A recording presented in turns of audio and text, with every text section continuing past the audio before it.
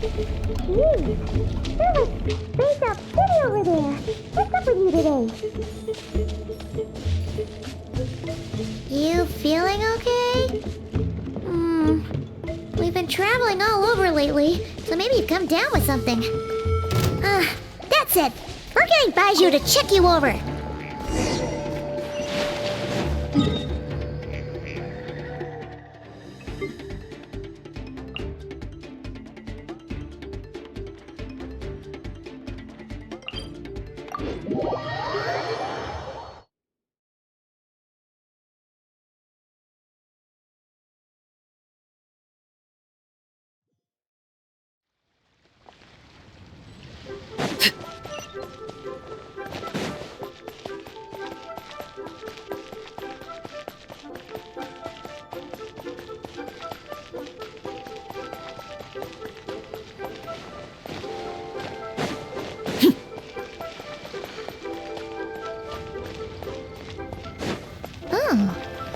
Baiju isn't in his shop. Oh, you're looking for Dr. Baiju. He's resting today, but he said to send any patients to the back room. Ah, okay. Thanks. We'll head on through. So many medicines, but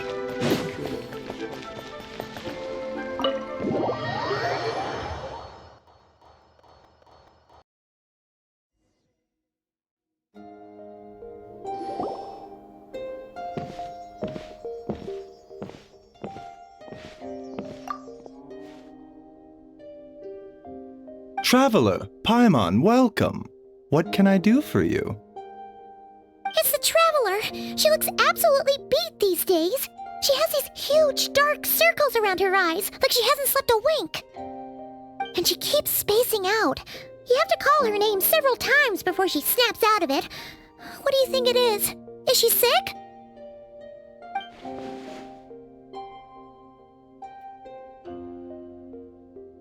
Very peculiar. In all the time we've been acquainted, this is the first time you've come to me with a health complaint. Come, let me take a look at you.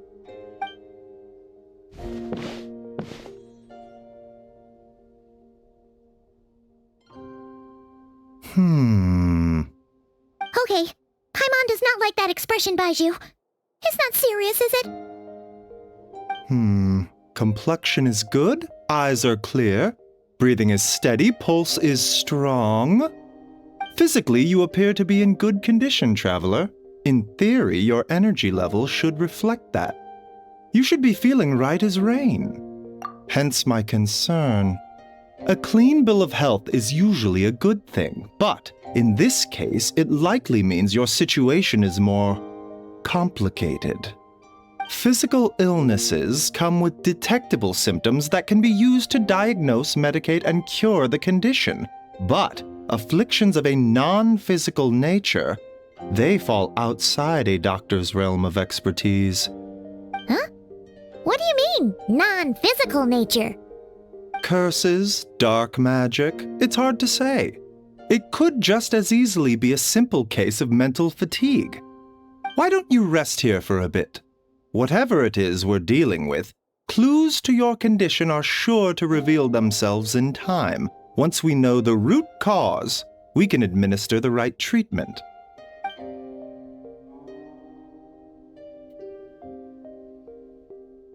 In the meantime, Changsheng and I will review the relevant literature for afflictions that present with mental fatigue.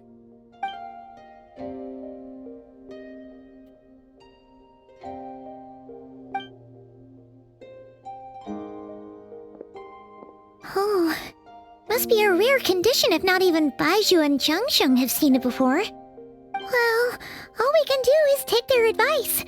You look like you're about to collapse anyway. Just get some rest. Paimon will be right here by your side. Fingers crossed you'll be all better when you wake up.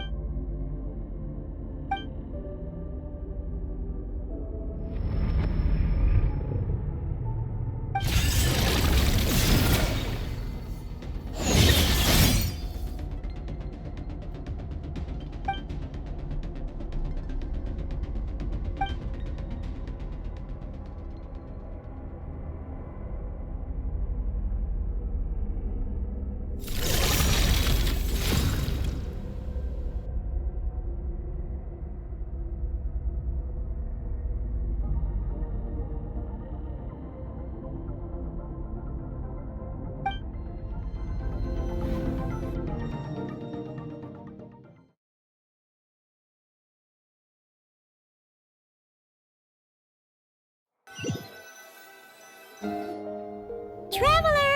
Traveler! Rise and shine! Time to wake up!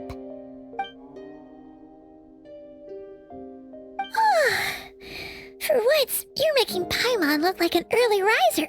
It's already afternoon. Hopefully a cut! What? Did you scratch yourself in your sleep? Alright, let Paimon take a look.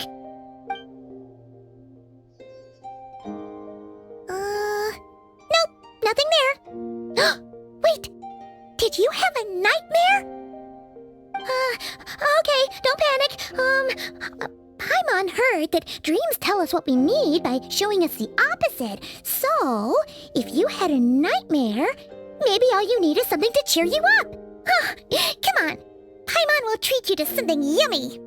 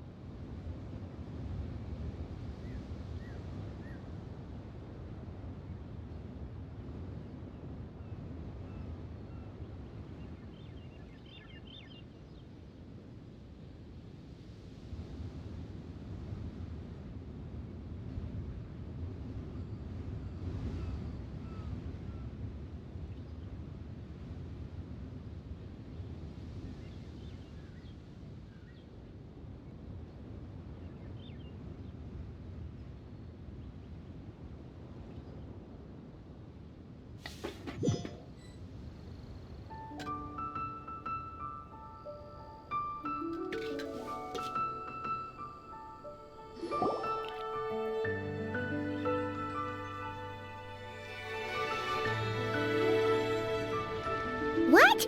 So, in this dream, you were trapped in a weird place with thick fog everywhere, and then a spike came out of nowhere and stabbed you in the back? Oh. Okay, well, that's a new one.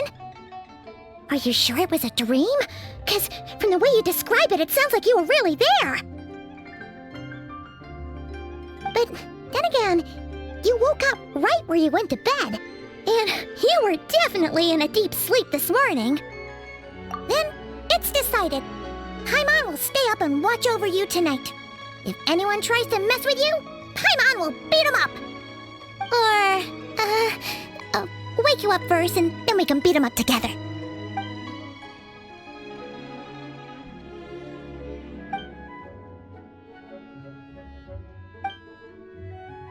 Something is missing?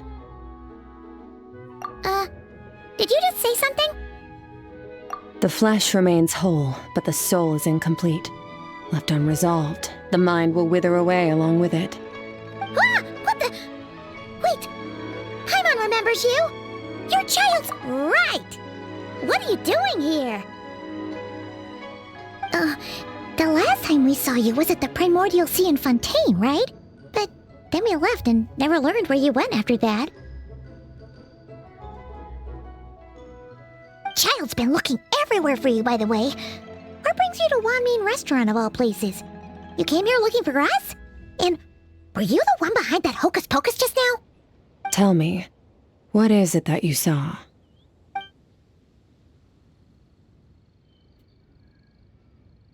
Tight-lipped, huh? I suppose that's fair. You, I'll take a glass of wine. Oh, of course! Coming right up. We make this one in-house. It's not too strong. Enjoy. Chef Mao, I'll take a grilled tigerfish over here. Coming right up. If I knew we'd be this busy, I wouldn't have approved Shenhe's vacation. At the end of the day, what happens to you is of little consequence to me. I'm not here to try and win you over. Trust me or not, the choice is yours. If you want my help, now's the time to speak up.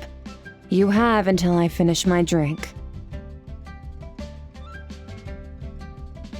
I was investigating an abyssal disturbance in the area and happened to notice you.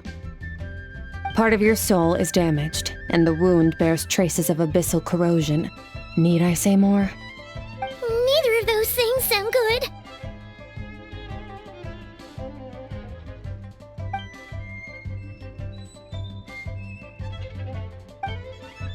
Well, should we trust her? She mentioned an abyssal disturbance. Maybe that has something to do with what's going on with you. But we could always find a different expert on the abyss to help us out.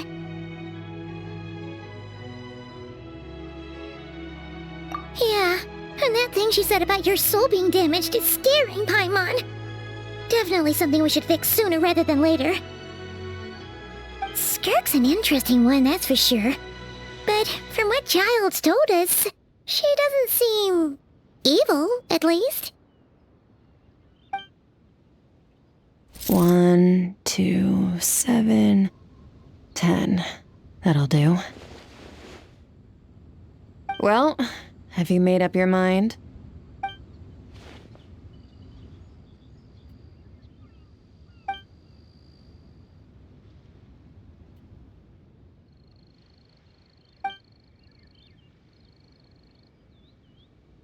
So, that's all we know, Miss Skirk. Ma'am, can you help us? So, you couldn't disperse the fog. I understand.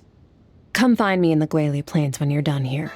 Oh, and I left cash for the drink on the table. Settle the bill for me, will you? Oh, okay. Huh? She disappeared!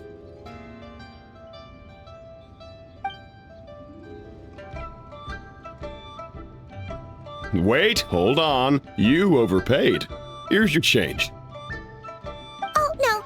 This includes the drink, so it should be the right amount. I didn't think you two ordered a drink. We didn't. It was that lady who came and sat with us, remember? You brought it out to her yourself. You sure? I could have sworn there were only 2 of you at that table. What? What'd you put in their dish, Chef Mao? Some kind of hallucinogenic mushroom? You got them seeing things. Seeing things? Wait, so neither of you noticed her? Young lady? About this tall, wearing a purple dress? She ordered a glass of wine! Oh, now you mention it, that vaguely rings a bell. And it looks like I did open the wine jar, so it must have just slipped my mind. In any case, that settles your bill. Come again soon.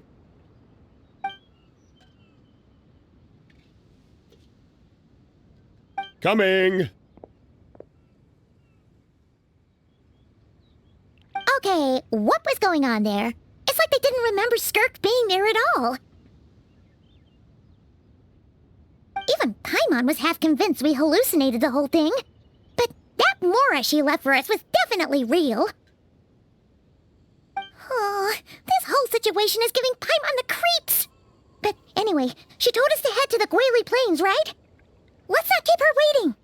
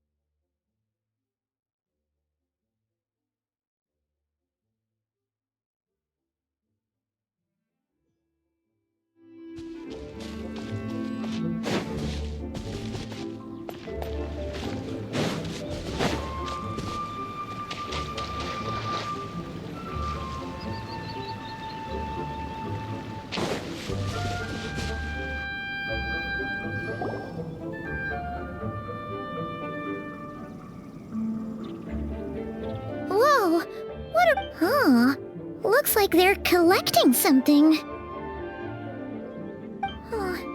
Let's go check it out.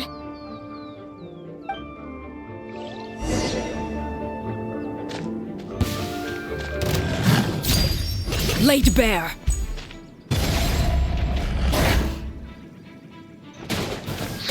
Hands where I can see them.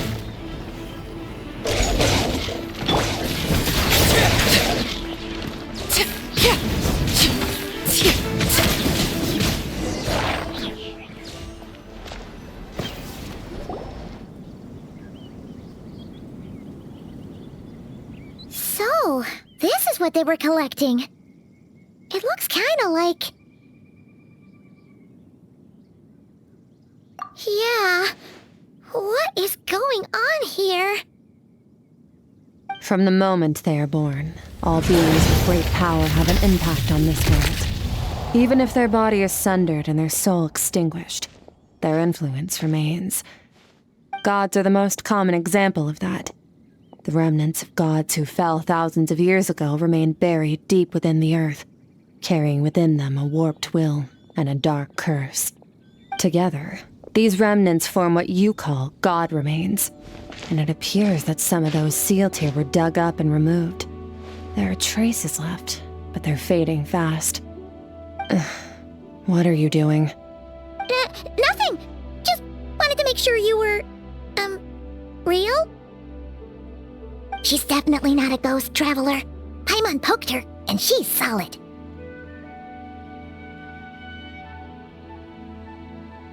Your life hangs in the balance, and that's what you're fixated on?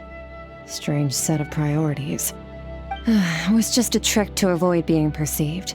If someone notices me, those memories are erased. Simple as that. Unlike you, I have no desire to establish a connection with the world. The weak and the lowly have no right to remember me. They're lucky they only have a few missing memories to show for it. Now, can we please get back on track? Okay. Where were we? Right. The god remains. So, basically, there's now less of them here than there used to be, right? Isn't that a good thing? In our experience, god remains are 100% bad news.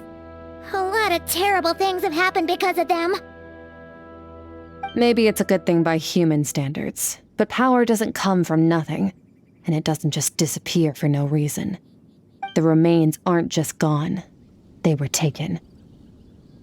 Very clever, traveler. You aren't the only one who had something taken from you. There are victims like you everywhere. The only difference being, you can speak, and the remains cannot, so it went unnoticed. Something similar happened in Sumeru. Within the span of one night, countless consecrated beasts were slaughtered, and a large amount of the god remains buried in the desert went missing. Of course, god remains are just one of the targets. The culprit is chipping away at sources of power all over this world, including the Stella Fortuna above. Wait, you mean... the stars? 42 of them have died out in the past few months alone. In Conria, people believed that powerful individuals have corresponding Stella Fortuna. Even should that individual fall, their Stella Fortuna would not disappear, but gradually evolve into a new constellation. Yet now, stars are disappearing from the skies entirely, and it's not hard to deduce what's happening to the power they contain. Something has been leeching power from this world like a parasite steals nutrients from a host.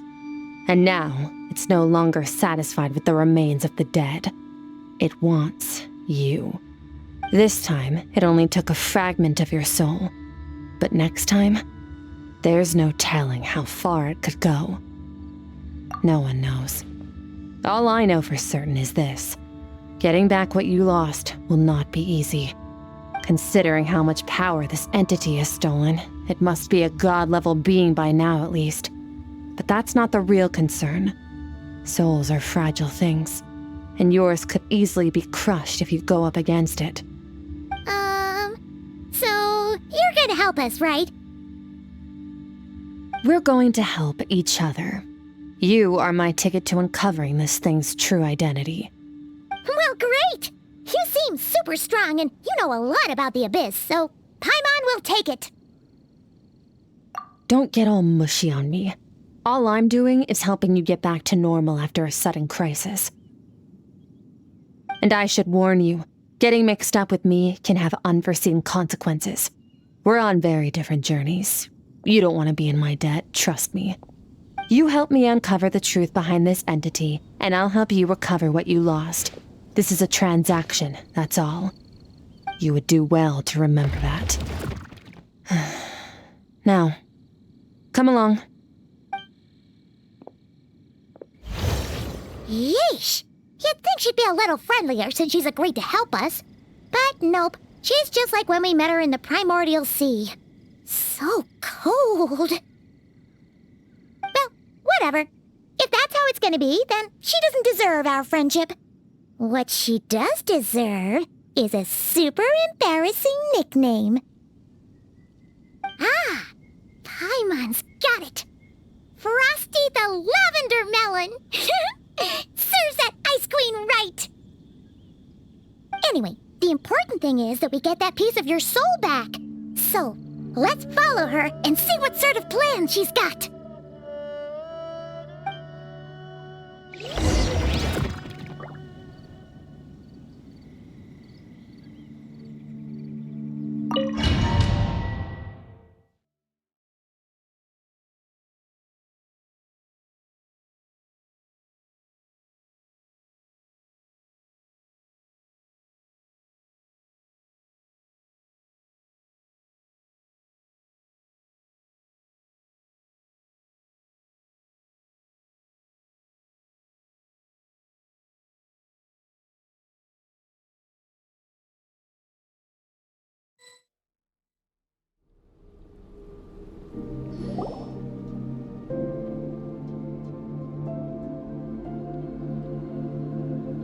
Whoa! This place is way bigger than Paimon expected. Where are we? This is where I live. I suppose it's the closest thing I have to a home here.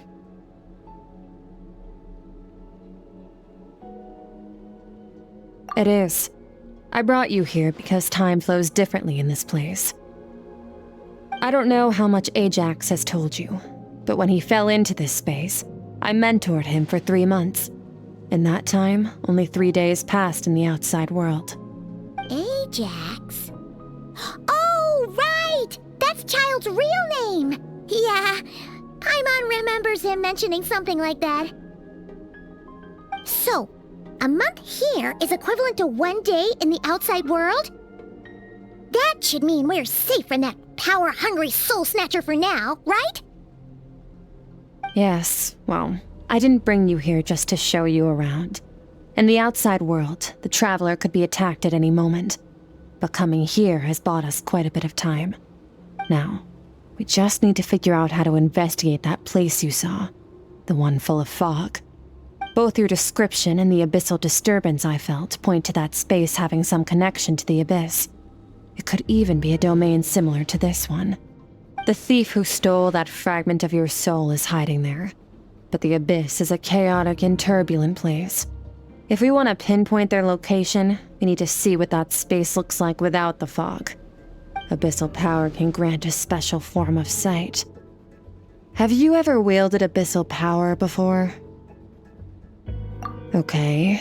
Do you plan to learn?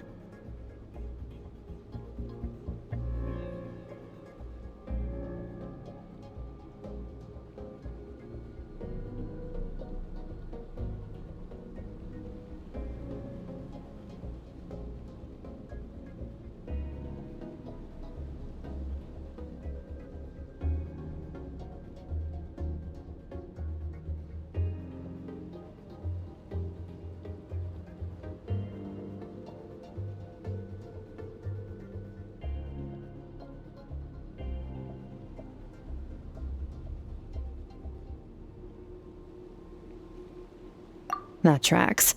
All the information you have suggests the Abyss is something sinister, and that abyssal power is a wild and dangerous force that always spells disaster. And you're saying that's not true? Depends on your perspective. Floods and hurricanes take countless lives too. But if one day you gain the power to control them, what was once a calamity is now just another tool in your arsenal. I'll respect your opinion, though. Just means we have to turn to the second best option.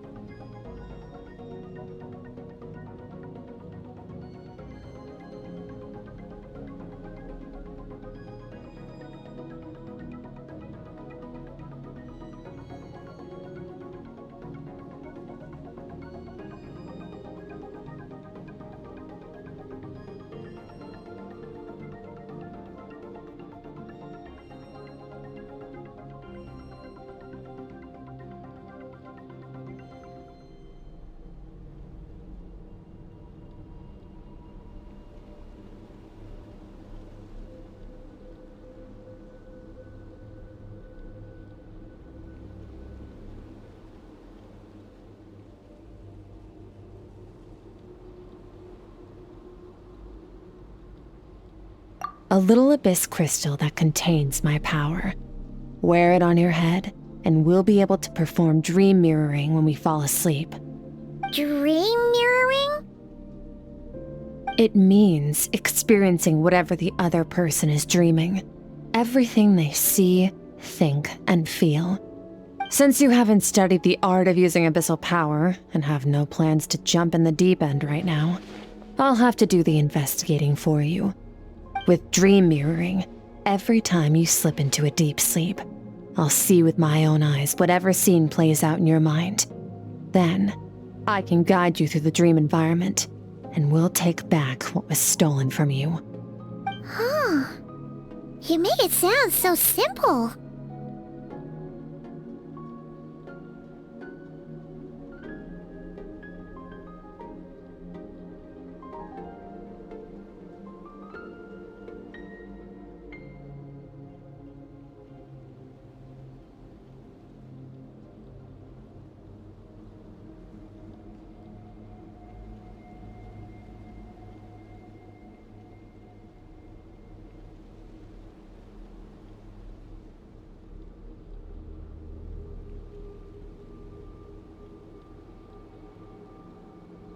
Tough to say.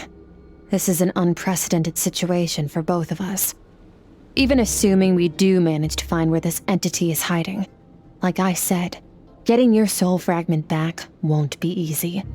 To play it safe, I need to give you some special training first. Wait, you're gonna teach her some of your martial arts? Does that mean the next time we see Child, we have to treat him like our senior? Do as you want. For my part, I don't see you as my disciples. You're already a pretty good fighter. All I'm planning to do is build on your current skills and train you for the specific scenarios that I think we might face. But that's enough talk. If you're ready to do this, then come with me. Time might be more lenient here, but that's no excuse to waste it. Oh, she moves fast. Paimon can hardly keep up with her. So, special training, huh? Kind of a rare opportunity. With your skills, there's not a lot of people qualified to train you. The last time something like this happened was probably anti-Raiden Shogun training, right? Oh, feels like a lifetime ago. Skirk seems pretty strong too, though. Remember how she said that the all-devouring narwhal was just her master's pet? Maybe we really will learn something here.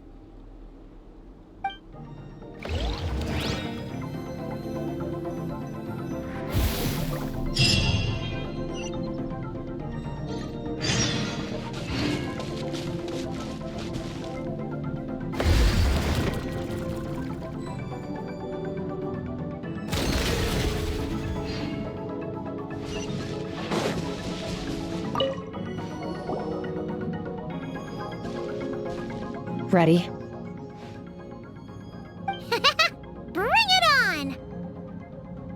Your training will be split into 3 stages. Testing your blade work, elemental abilities, and reasoning skills. We'll start with blade work. You're no rookie in this area, so I won't bore you with the basics. During your long journey, you've no doubt sparred with a lot of talented sword fighters. Consciously or not, you'll have picked up all kinds of techniques from them. You bet. There's Kaya, Master Jean, Kuching. Oh, and Kazuha, Ayaka. Yeah, we've met sword masters like you in every nation we've been through. You sparred with a bunch of them too, right? Nice to know it's all gonna come in handy now. Don't get too smug. In sword fighting, techniques alone are not enough. You need a cohesive system to bring it all together. A style or school of fighting. To use the human body as an analogy, your style is your skeleton, the foundation, the framework. Techniques are the muscles and other flesh attached to the bones. This is where your strength comes from. Improving your sword fighting is like growing that body. If your frame got bigger and taller, but you didn't add any muscle mass, you'd be weak and flimsy. Then again, if you packed on pounds of you need to do some introspection. Take a good, hard look at your past experiences and figure out which parts of what you've learned are just techniques, and which parts can be used to form your own system of blade work. Only then will you get the full utility out of all your thoughts and observations along the way. Only then will every strike you deliver make perfect sense. Wait, is that it? Paimon thought you were gonna teach her some cool new moves. Like when you went swoosh and opened a tunnel to another place. One day, you'll reach a new level of power where you realize that even that's as basic a trick as any other. But right now, our sword styles are so wildly different that teaching you mere techniques is pointless. There are no shortcuts in the pursuit of power. Failure is your best teacher, and rigor is your coursework. That's all I have to say. Time to make a start. Train until you're satisfied with yourself. Now focus. Destroy the crystal columns as swiftly as you can.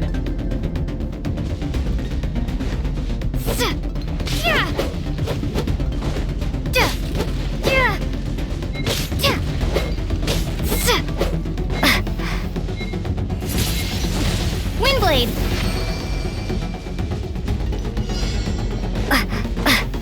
Prepare to be blown away!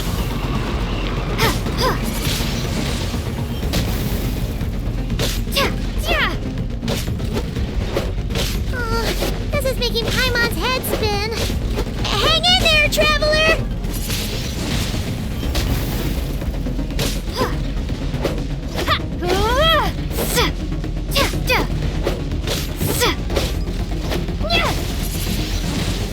Windblade!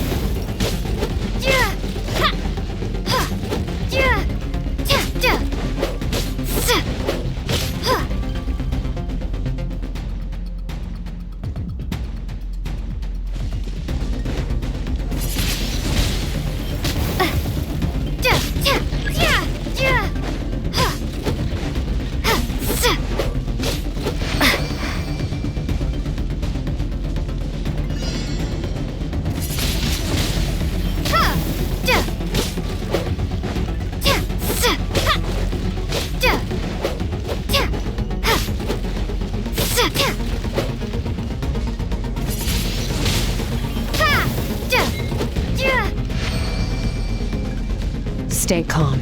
Use your head. You have to keep it together.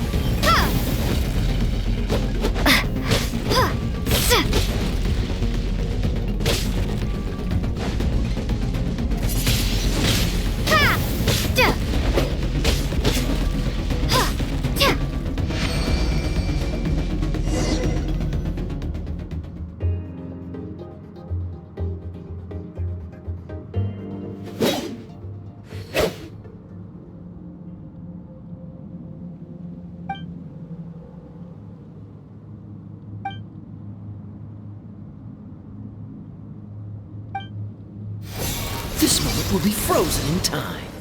Cut to the chase. Consider a moment of true mastery that you've witnessed in another person and ask yourself, what lies beneath the surface? Now take that and practice it right away with speed, skill, and strength, over and over, until your hand is one with your mind. This is the only path to true growth. Step on up!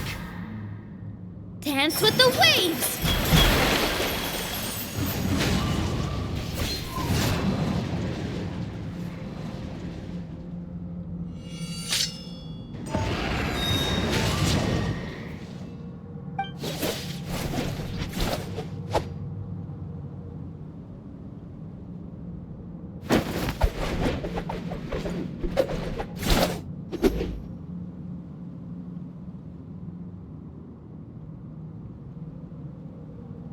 If you start to tire, empty your mind, but do not stop. Stay in that frame of mind as you keep up the fight. Get rid of all redundant movements. Imagine your sword is an extension of your own body. Wield it just as you wield your arms, hands, and fingers. 'Twas on a deserted, moonlit night that the hero approached the vile dragon's limpid lair. Rain Cutter! Feathers fleeting wet, the white heron treads water, a sight without flaw. Master of Inazuma Kamisato art Tachijutsu.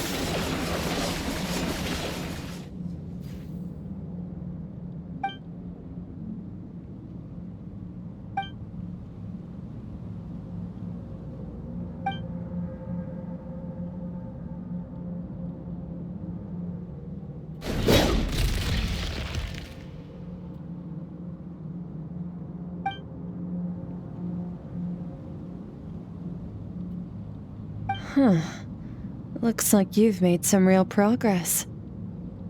That concludes your training session. Awesome! Paimon knew you could do it! How do you feel? As you should be. Time flies when you're training hard.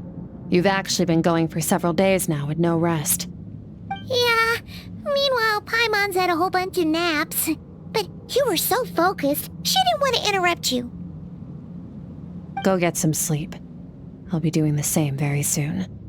Let's hope you see that foggy place in your dream, so I can get this investigation over and done with.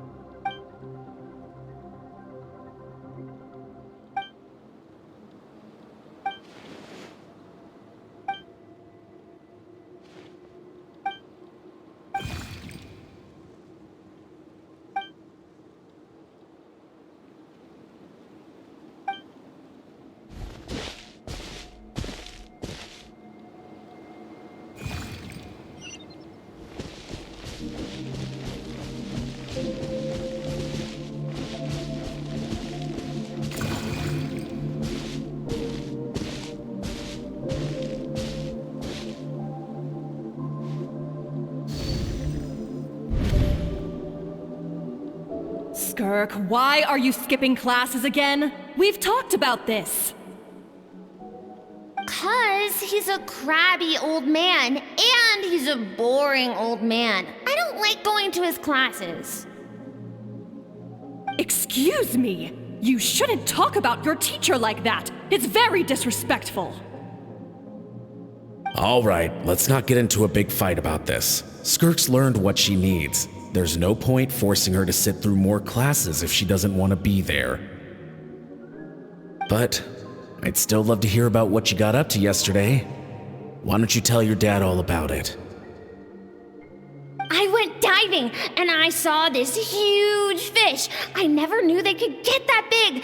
It looked kind of dumb though with that stupid big fat head. I tried to shake its fin, but it just spat water at me. Oh, and today I'm gonna go to that prairie up north. There's supposed to be this giant bird there that can spit fire. I bet if I climbed on its back, it could fly me all the way to the stars. Then I suppose your old dad should get one as a pet too. Otherwise, how are you gonna hear me call you for dinner up there in the stars? When it's time to eat, I'll come back on my own, Zilly. Anyway, gotta go. Bye, Mom. Bye, Dad. Wait! Put on a coat at least. You'll catch a cold. I'm talking to you, young lady. You spoil that child, you know. Ever since that merchant ship arrived, she practically lives outside. Always going on about exploring the beyond one day, whatever that means.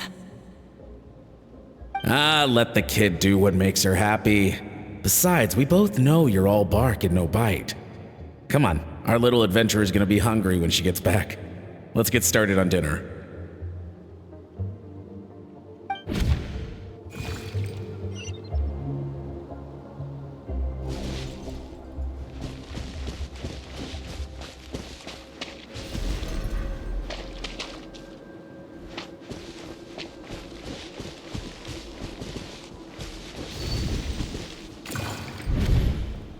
The stars shimmer high above. But what lies beyond the stars? Mountains as far as the eye can see? An endless snowy plain?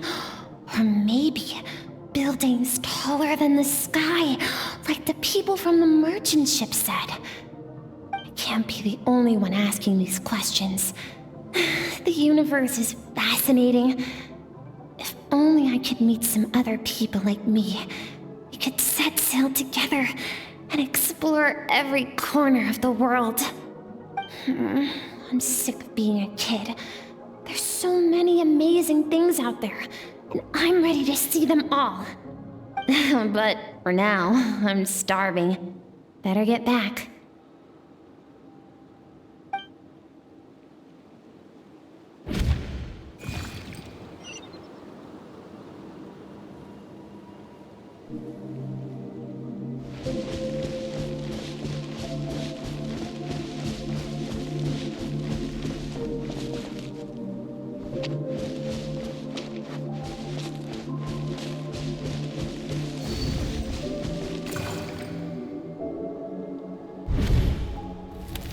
Don't let a single one of them get away!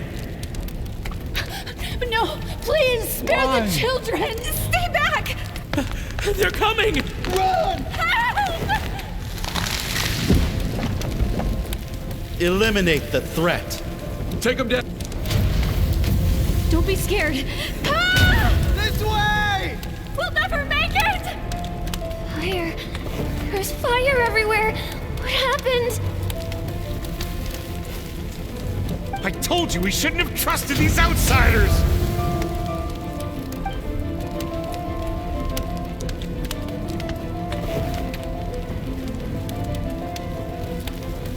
Why are you doing this? What did we do to deserve this? We welcomed you with our finest food and drink, showed you the best our home has to offer, gifted you cloth dyed by our own hands. And this is how you treat us? Run! Save yourselves! Captain, Zone 3 is clear and we have Zone 2 surrounded. Begin extermination. Remember the orders from upper command. No one is to be left alive. Rest assured, sir. We have enough munitions to annihilate these savages and burn their entire civilization to the ground. Good. The only ones who put up a real fight are that man and his wife, correct? What's their status? We shot the man in the ankles and the wife broke her wrist attempting to fight back. They won't be doing much more fighting. They're holed up in their home for now, but they won't last long. To prevent them from making some kind of last stand, we're planning to clear out the other zones first so we can send a bigger squadron to surround them. Well, well. Turns out some of these beasts do know how to use their claws. Now the threat these savages pose will be undeniable. Let them cling to what's left of their lives for a little longer. Once the other zones are cleared, I'll cut off their heads myself.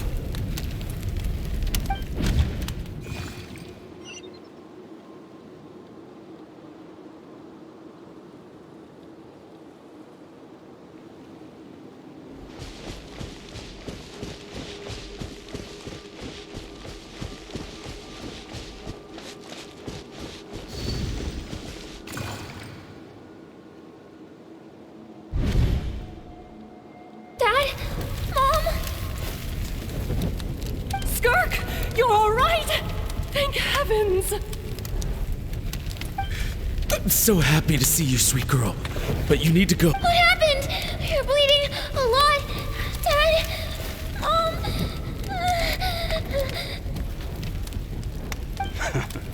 This is the place. Alert all units. Prepare to surround. Run, Skirk! Run as far away as you can! Don't trust anyone! Your dad and I, we're not afraid to stare death in the face, but we need you to survive. My clever girl, so curious. You're already so brave. I know you're going to grow up to be such a positive light in this world. Whenever you miss us, just play this song. Remember, life is a gift. Don't let darkness claim it. Break down the door! Look what we have here. A savage that can pluck a tune. Well, the show's over.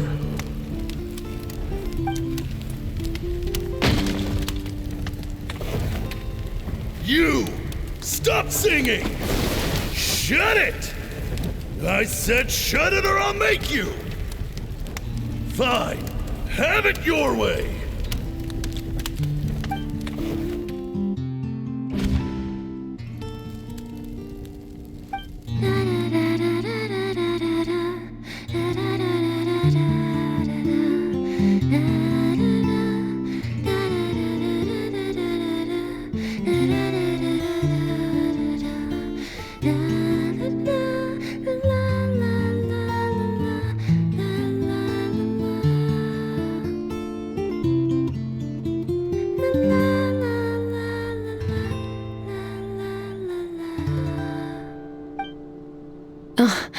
You're awake?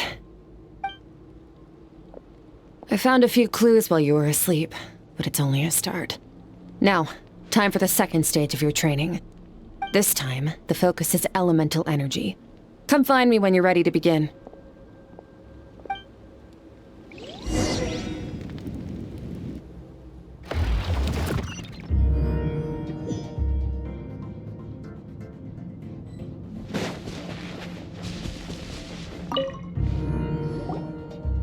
Man, staying in the abyss feels so surreal, don't you think? No day and no night. It's like time hardly exists. If we weren't careful to keep track, it feels like we'd have no idea how long we've even been here. Well, except for the fact that Paimon still gets hungry like clockwork. You go do your training. Paimon's gonna grab a bite.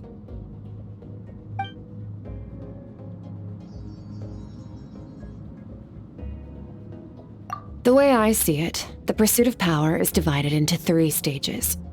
The first is mastering the use of standard weapons. Next is learning how to harness natural energy. And after that, you're free to challenge even higher dimensions. The natural energy of Tevat is, of course, elemental energy.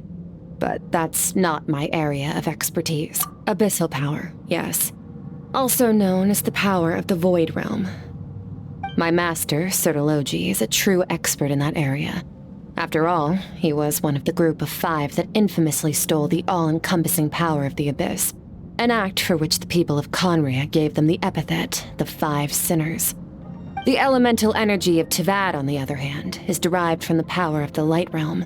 These 2 forms of energy exist in direct opposition to each other. A keen observation, traveler. Call it respecting local norms. The Abyss stands in direct conflict with the will of this world. So, to make my life easier, I disguise my power to make it appear cryo-like in nature. It's a technique I learned from some Conrian ruins, known as the 7 Shifting Serpent. If you ever change your mind about delving into abyssal power, I can teach it to you. So I've heard. You seem to have a knack for removing abyssal power. But is purification really what's going on there? Like I said, power does not simply disappear. Just thinking out loud. Let's focus on your elemental training. That's what's gonna help us if the situation gets tricky. True growth comes from adversity, but only if you make the choice to pick yourself up again every time you fall. So, it's time to push yourself to the limit, and then keep pushing. This is the only way to advance at pace. Use the power of Animo to clear the field as fast as you can.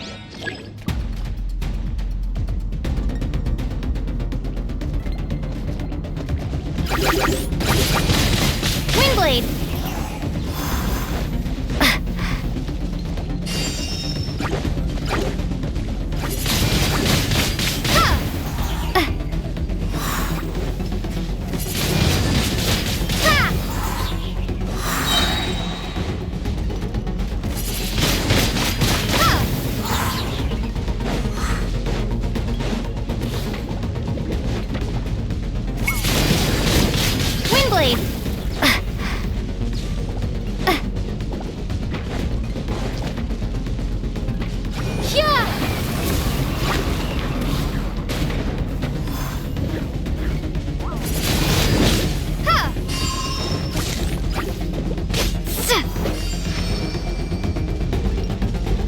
Observe your surroundings. Look for things you can use to tilt the scales of success in your favor.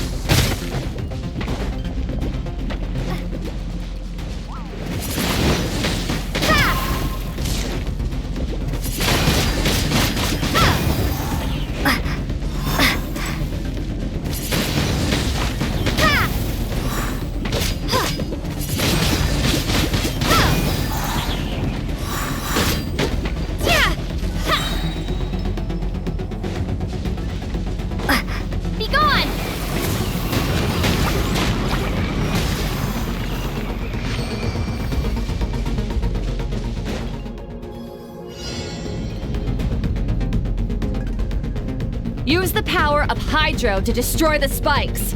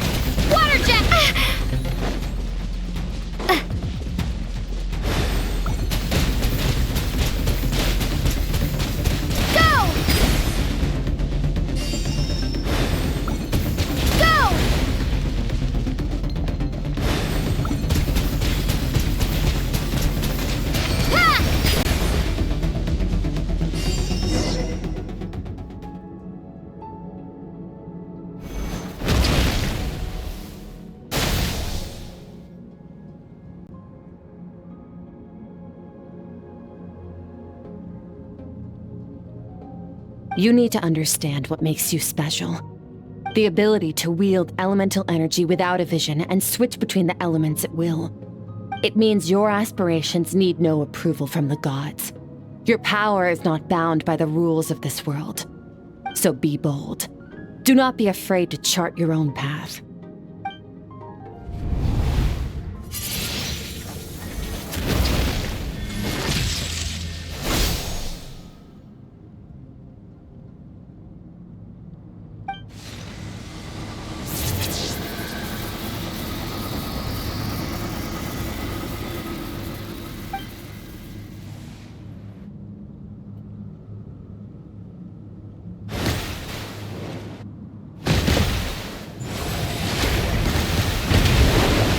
Very good. It seems you've reached a deeper level of connection with the elements. Long enough for you to lose yourself in your training, which is a good sign. Relentless practice with the elements has drained all your strength, but it's also what allowed you to make progress. Get some rest. When you wake up, we'll proceed to the final stage of your training.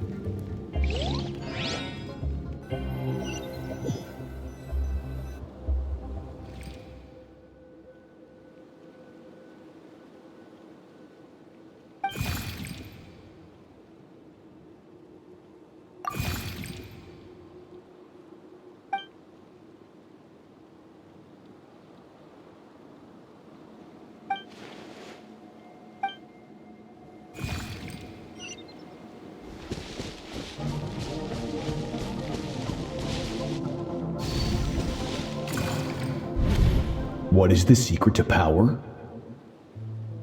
Longing, hatred, self-preservation. No, it is fear. The fear of losing those you love. The fear of watching your home burn. Fear of loneliness. Fear of death. Fear is the source of evolution. It forces humanity to adapt to their environment and overcome hardship. It is in the process of prevailing over our fears that we surpassed first ourselves and then the rest of the world. That fear is now part of you. It calls on you to evolve. And it is time to answer.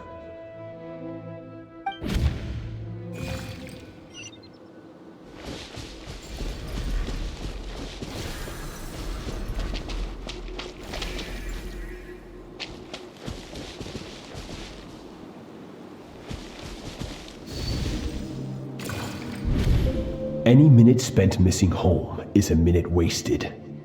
Practice your sword work instead. Do not make me tell you twice. But, Master, I can barely lift the sword anymore. If I keep going, I feel like my wrist is going to break. So it has not broken yet. Then pick up your sword and keep practicing until it breaks. I want to hear the cracking and splintering of bone. After all, bones can always be reset.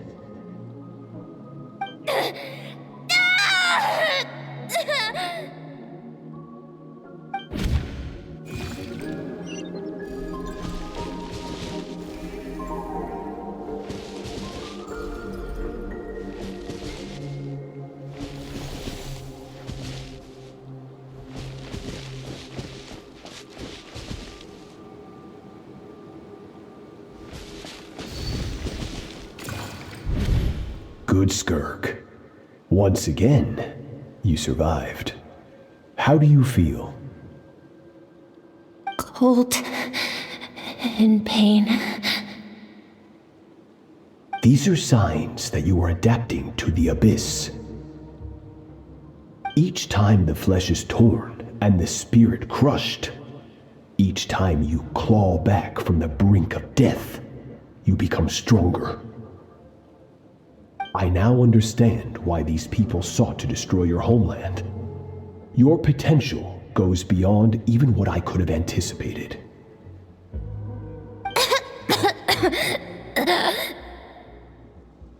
But you still have much to learn in your pursuit of strength. Your mind is rife with distractions. From now on, I shall show no mercy in your training.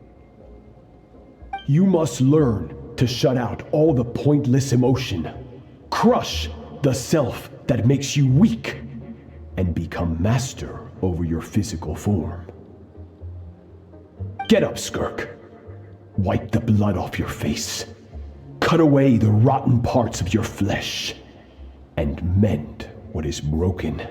Then take up your sword.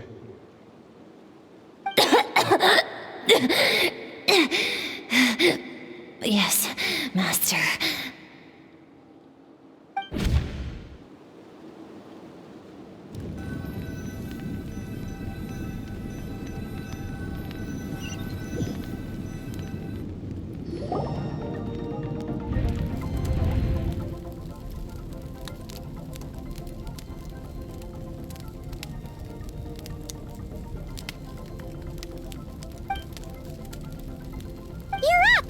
Hopefully you got some good rest. Skirk said to tell you that she's ready to start the final stage of your training whenever you are. So, want to head over now? Or did you want to wait a little?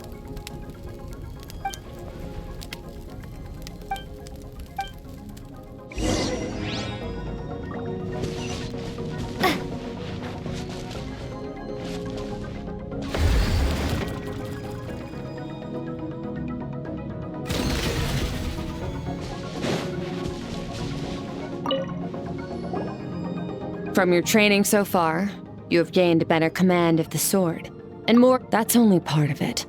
Experience is the real teacher. Your journey, the friends you have made, the dangers you have faced. These have taught you more than I ever could. Now, it's time to focus on how you react under pressure. You must be able to think rationally, even in unpredictable combat situations. To simulate this, I'm going to attack and you're going to block. Ready?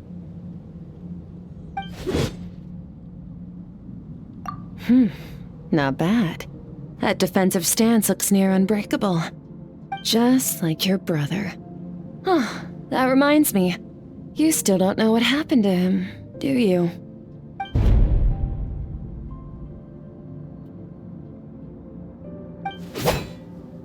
Hey, no fair! That's cheating! You think every opponent has the same moral code as you? You can denounce their deplorable methods all you want, but only if you live to tell the tale. The dead don't get to complain. Strong emotions will always arise in combat. Anxiety, anger, fear. How amusing. Almost sounds like you think you know me. But you don't. You can choose your own path. We are not the same. Let's begin. Try to use reason over emotion. Make the most rational and advantageous decision in any given moment. This is your final training session. Look alive. Same drill as before, but this time I'm going to interfere. Hold your focus.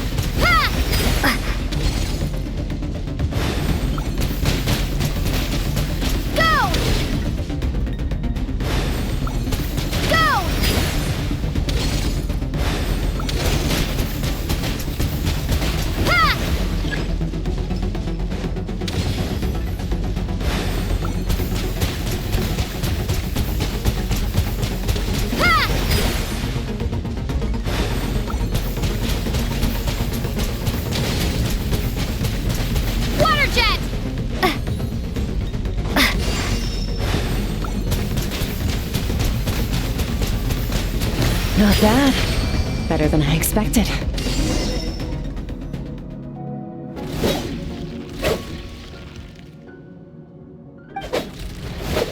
You're getting the hang of it. The first step to controlling your emotions is controlling your mind. You want a unified train of thought. It all comes down to focus.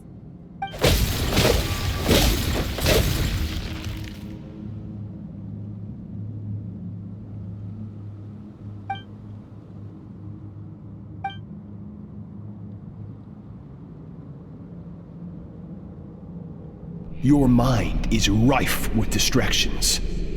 From now on, I shall show no mercy in your training. You must learn to shut out all the pointless emotion, crush the self that makes you weak, and become master over your physical form.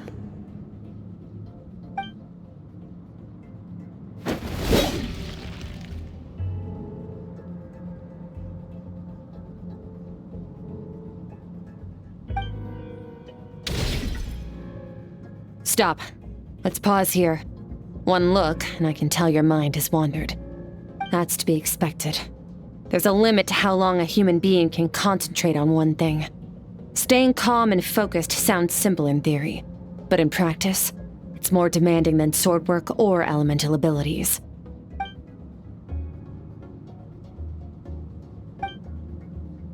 Get some rest. No point training further if you're already dead on your feet.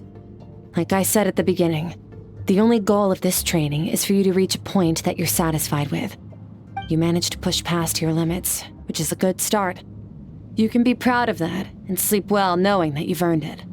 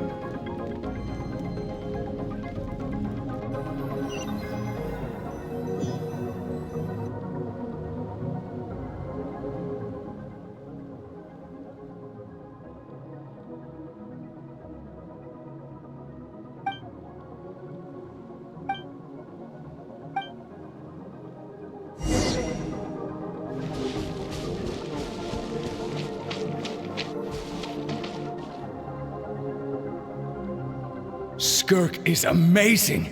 She faced down that terrifying giant and cut its head clean off. Oh, she got hurt though, didn't she? I heard it was pretty bad. Yeah, well, that's a given. But the moment she was on the mend, she got right back to practicing her sword work. I heard Master suffered a grave injury once too. Lost an arm and a leg and still came back stronger than ever. Skirk's becoming more like him by the day. Incredible! I wonder if I'll ever reach their level. They're always so resolute, so unshakable.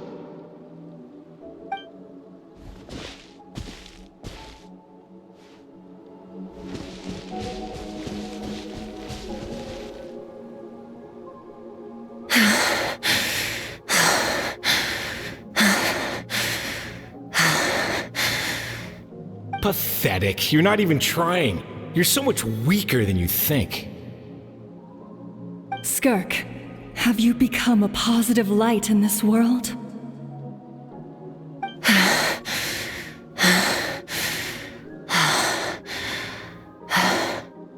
Do you even remember how many of us perished in that fire? How many bodies were left to rot on the scorched earth? Yet you alone live on. Keep your gaze fixed on your blade. You don't deserve to rest. I have so many questions. I just want to jump in a spaceship, explore the whole universe, and get answers from the stars. I just need to wait till I'm grown up. Then I can do anything. Now, you must bid farewell to who you were in the past and become someone stronger. Run! Skirk! Run! Only death awaits us here. Keep running, and don't ever look back.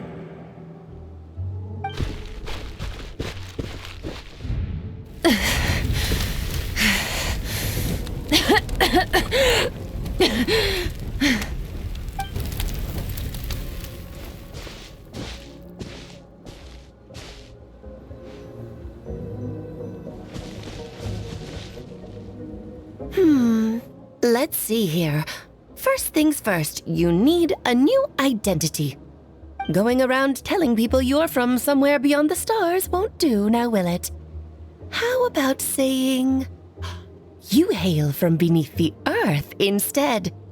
As the Conrian saying goes, venturing out into the universe and down into the abyss are the same in that both are braving the dark unknown. Well, I'm a visitor on this planet, so I'll follow the rules. Ah, splendid. That saves me quite a bit of trouble.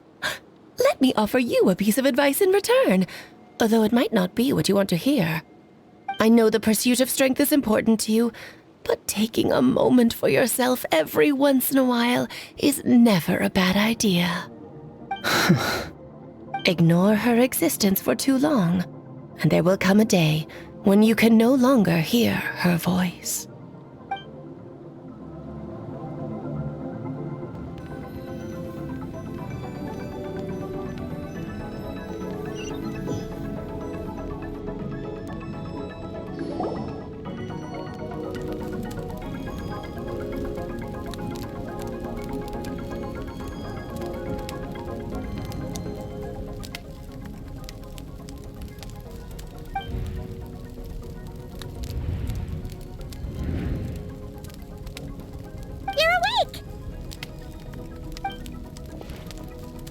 You must be starving, right?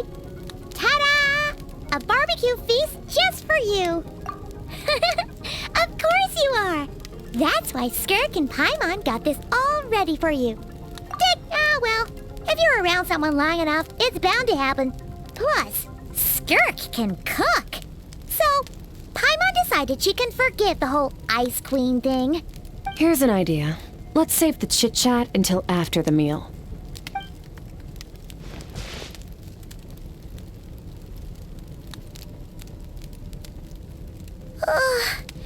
So full. Okay, it's Paimon's turn to sleep now. Wake her up when it's time to go.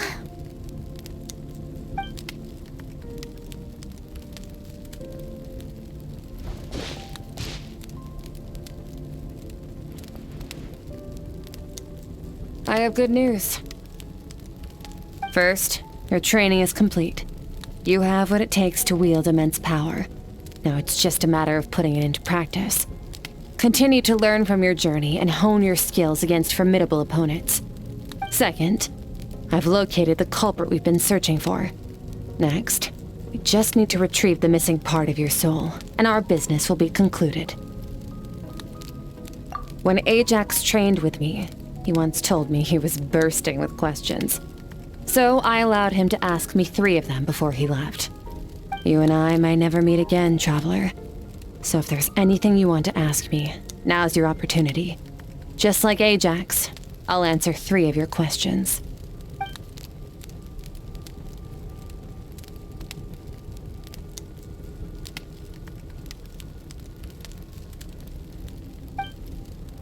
Okay, not the angle I was expecting. What makes you ask that?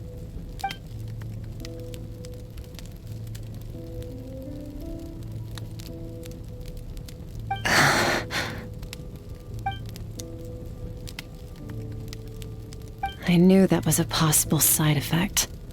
Closed off my mind to you for that exact reason. Even with the dream mirroring, you should have seen nothing but endless darkness.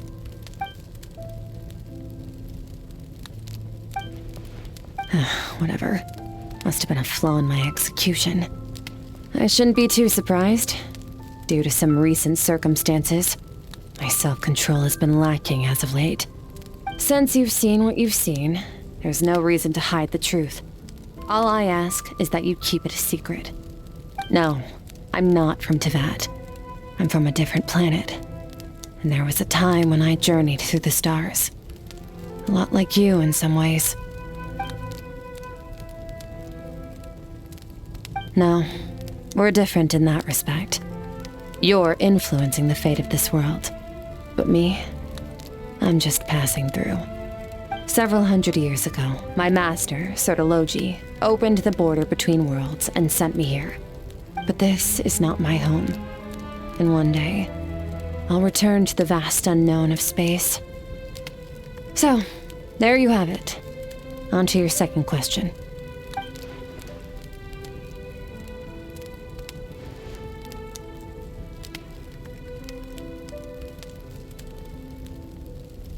To become stronger. For certain reasons, I need to bridge the power gap between me and my master as quickly as possible. But first, I need to understand the source of his strength. To do that, I need to follow in his footsteps, walk the path he once walked, and somewhere along the way, I'll find out how to defeat him. That is my sole focus and purpose. Okay. You have one question remaining.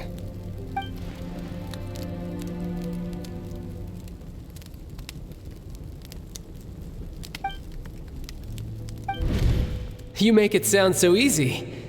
Ever since the incident I experienced there, I've never stopped searching for Master Skirk and that unknown abyss.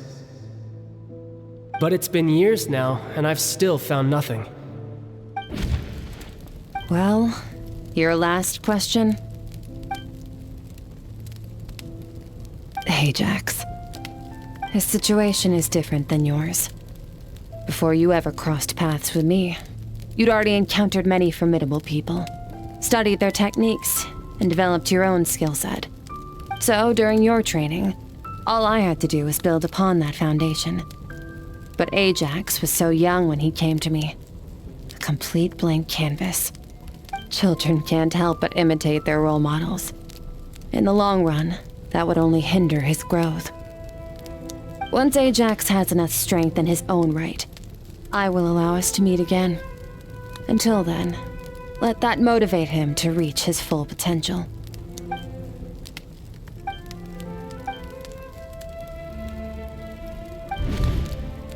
Unlike you, I have no desire to establish a connection with the world. The weak and the lowly have no right to remember me. They're lucky they only have a few missing memories to show for it.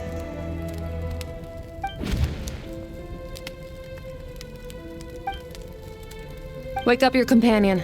It's time to go. Oh, and everything I just told you. Best keep it a secret from her as well.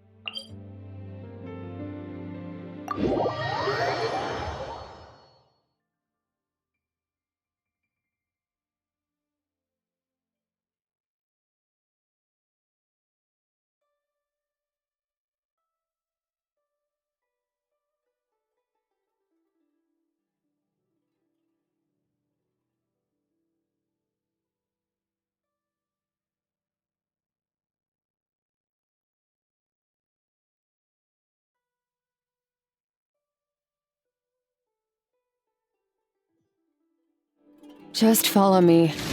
I'll open an abyssal rift close to the culprit's location. It will take us to where he's hiding.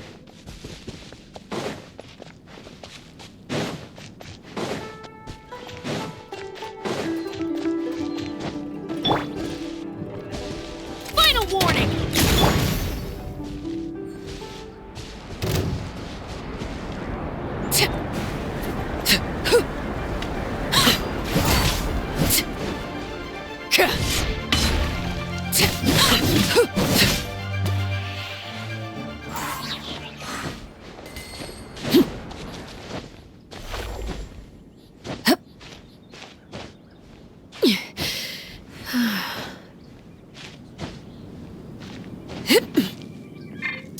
Transfixed!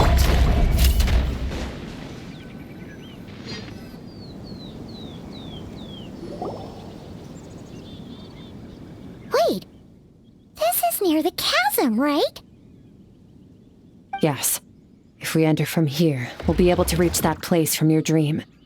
You have some experience with abyssal domains by now, but still, this is someone else's territory. Best to proceed with caution. Don't worry, Paimon's an expert at hiding behind other people for safety. Oh, but, that means you need to stay safe, traveler. All right. Remember your training. Time to put it to use.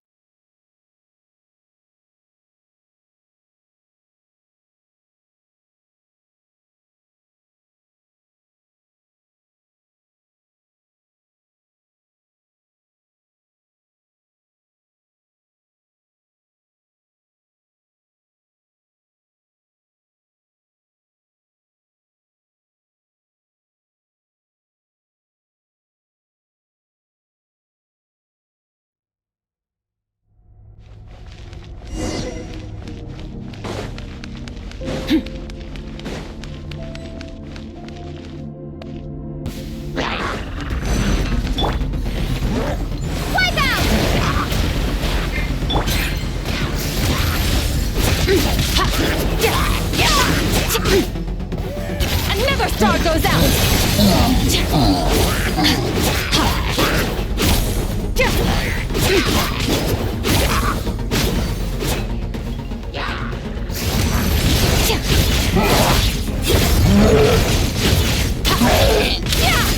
Mine to wield.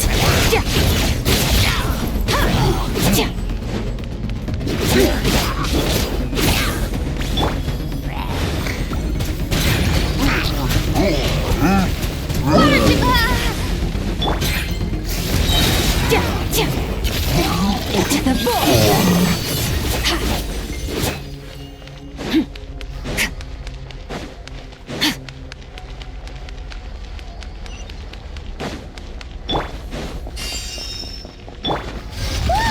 Look at all these spikes! Careful, don't get hit! You know what? Paimon's just gonna float behind you. Come on, you got this.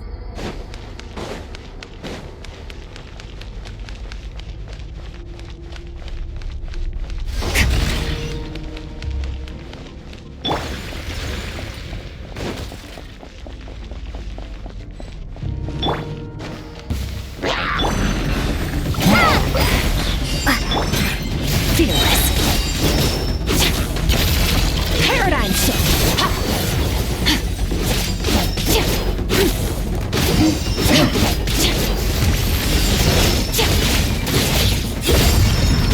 Hey, what are you two doing here?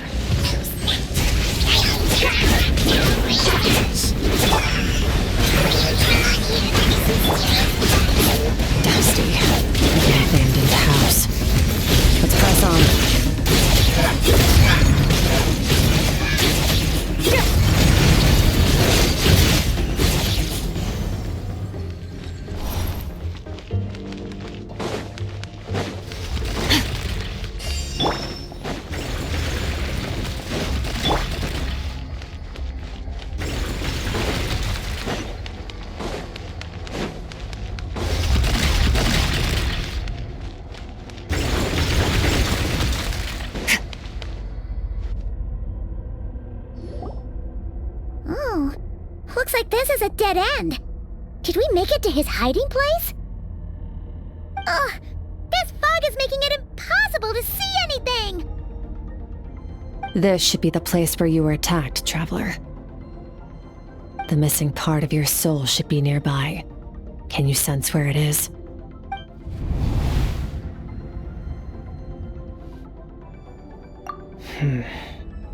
Our opponent must have covered his tracks just in case. Otherwise, you should have sensed it much more strongly. Hold on! Look! The spikes are back! Stay calm. Let's hold back a little. Give our enemy some wiggle room so we can see what we're dealing with. If you're too reckless, we might be playing right into his hands. Our enemy took part of your soul for a reason. It's likely he integrated it into his attack somehow. If we're smart about this, we can track it down.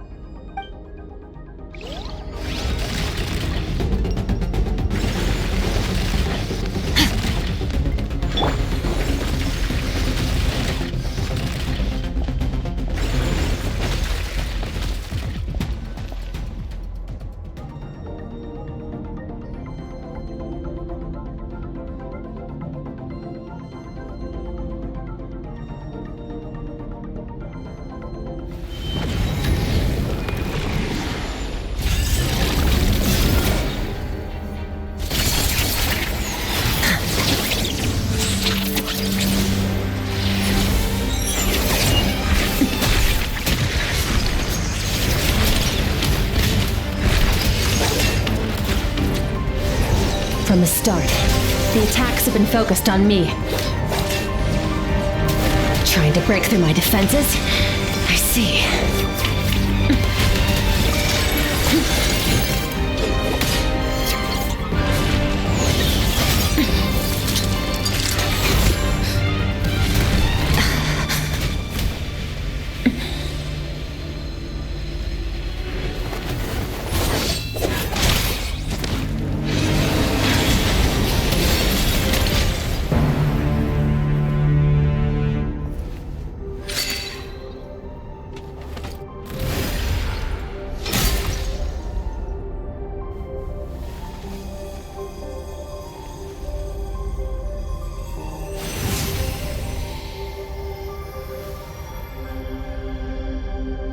There. I got it back. Traveler! Skirk! What happened? It looked like Skirk just got...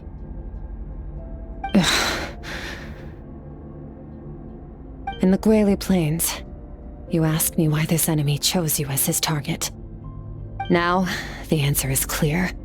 It's not just the fact that your strength is impressive. It's also because of your ability to, as you put it, purify abyssal power. Whatever that actually means. The fact is, that ability allowed him to do something that should have been completely impossible. Namely, break through my defenses and steal my power. No, he couldn't have known I'd come to his domain.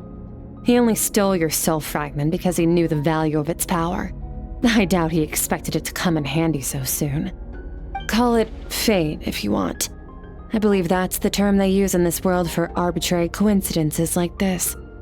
In any case, it works to our advantage. Once I realized what he was using that power for, it gave me the chance to get back what you lost. I'll cope. Well, done gorging? Good. Time to answer some questions. How did you get the power of the all-devouring narwhal? The all-devouring narwhal? Oh, of course! Paimon knew that spike thing looked familiar. It looks just like that narwhal's horn! I highly doubt you acquired that power through your own strength. Tell me I'm wrong. You're desperate enough to scour the land for god remains and whatever vestiges of power you can find. That alone proves you wouldn't be able to defeat a creature like that. Which leaves one possibility. You know my master, the Foul, Sertologi. The Foul? Who dares call him Foul?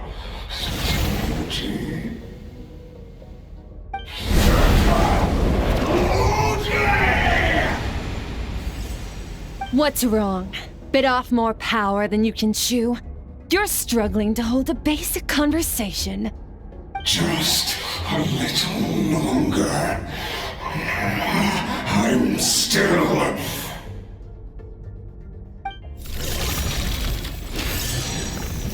Look! It's back! Those obsessed with power will let it devour them before abandoning their pursuit. Keep calm and use reason to decide the best course of action.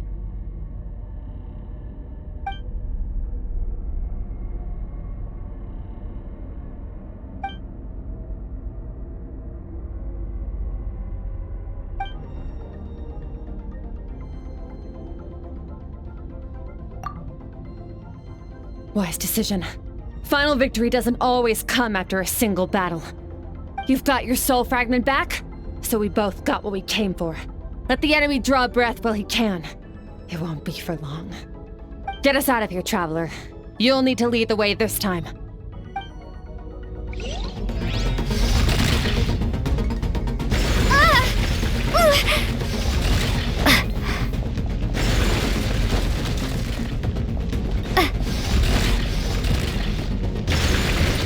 Skirk, is your shoulder gonna be okay? The wound is minor. It'll heal in no time. You should focus on getting out of here alive instead. Uh-oh! Falling spikes! Run!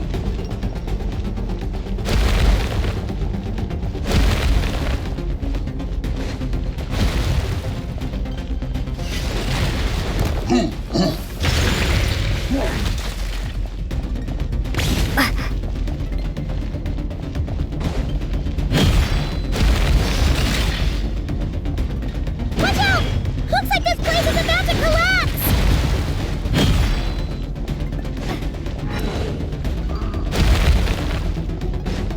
So, this guy's power has something to do with the all-devouring narwhal.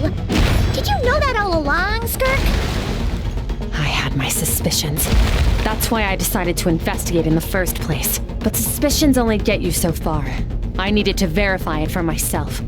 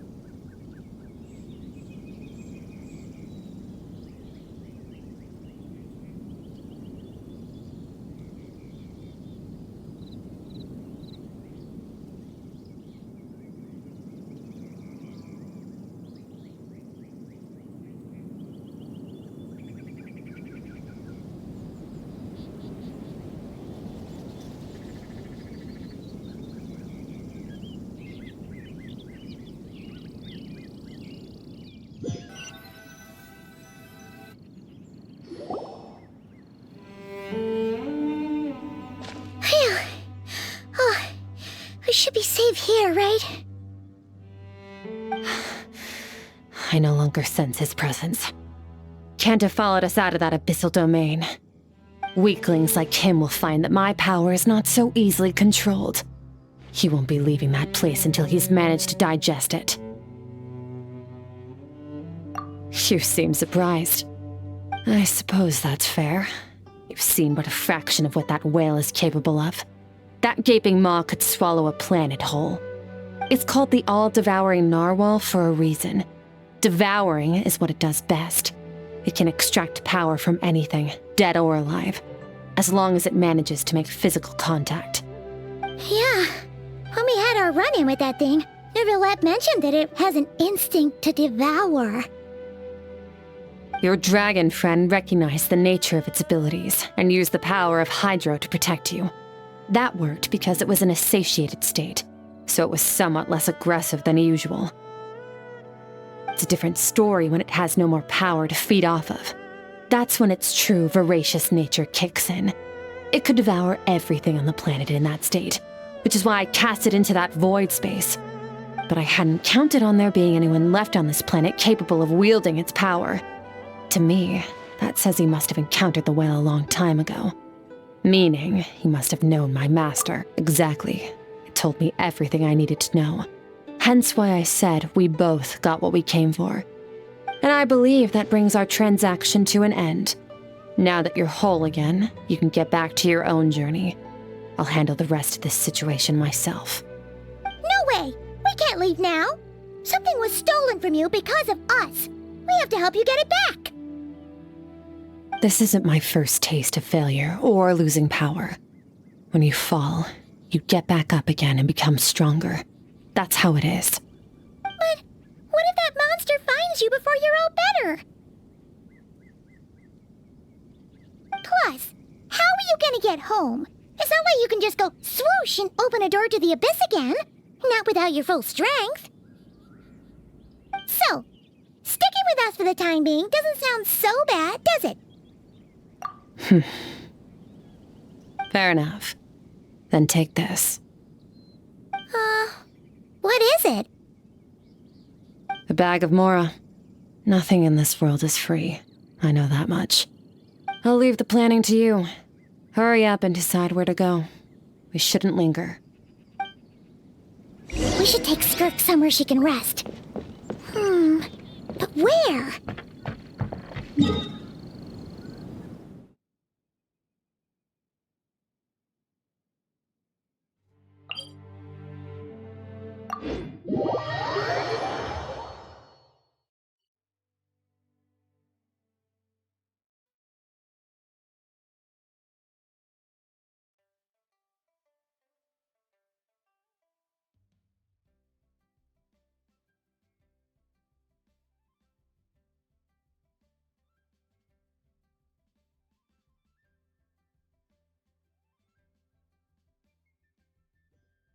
Paimon gets the feeling Skirk wouldn't like being around a lot of people. Oh wait! Baiju said we could rest in the back room of the pharmacy, didn't he? Let's head there!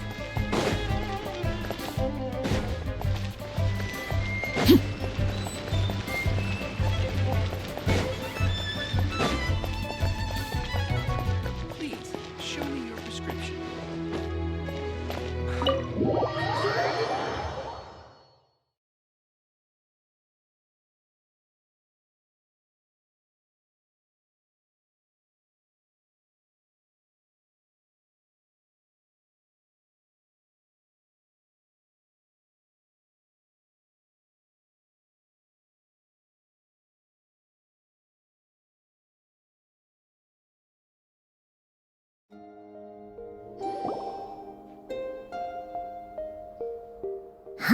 This bag from Skirk has a ton of Mora in it. Does she have a job or something? Wait, no. After what we saw at Wamin Restaurant, that seems impossible. Can you imagine? It would go something like... I'll be collecting my paycheck now, boss. Oh, sure thing. Wait, who are you? Have we met? Can't hold a job if you make everyone forget about you. So, what did you do to get all this Mora? Claimed some buried treasure, took care of a few monsters that were causing trouble. Nothing untoward. It's safe to use.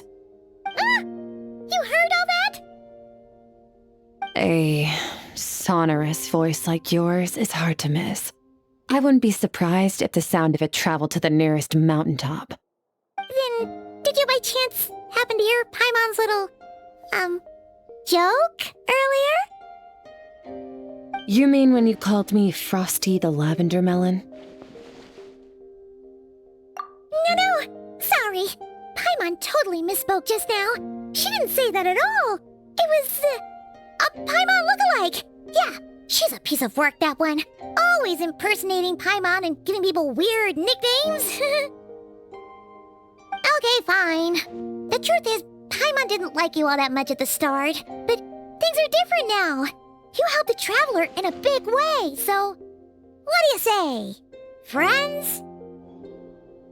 Ugh. I noticed there was only one bed. Go ahead and get some rest. Wait, what about you? I don't get tired, and I don't need rest. I'm going to practice my sword work. That should help me regain some strength. But your shoulder... Hey, don't just leave!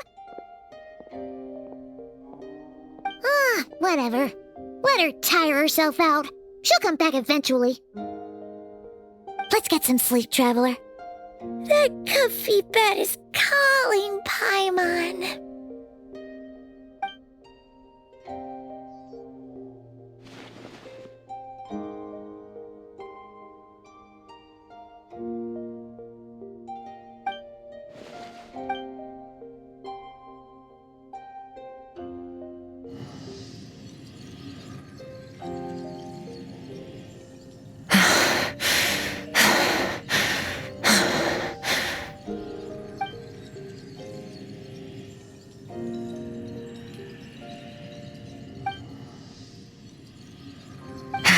Quiet.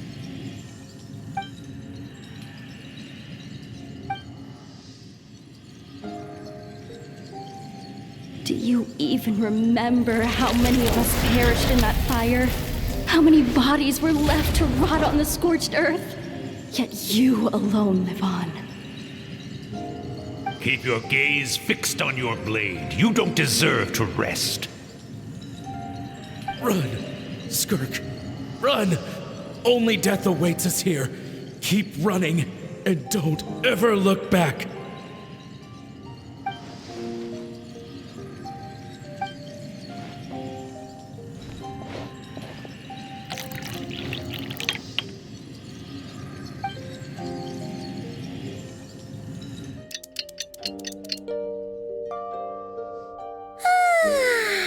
Getting an early night's sleep is the best. That bed was so comfy. Wait, Skirk? Have you been sitting out here the whole night? The bed's all yours if you want it. About 60%. Maybe 70. Whew! Paimon thought it would take at least a couple of days. That was fast. No, not fast enough. That's 20% less than last time. Same training regimen, same intensity. Nothing felt different, but somehow the outcome fell short. No, I think the problem's with me. I need to meditate for the next 2 days. Deep introspection should help me find the issue. Ooh, sounds intense. We'll watch over you in the meantime, then. Thanks. See you in 2 days.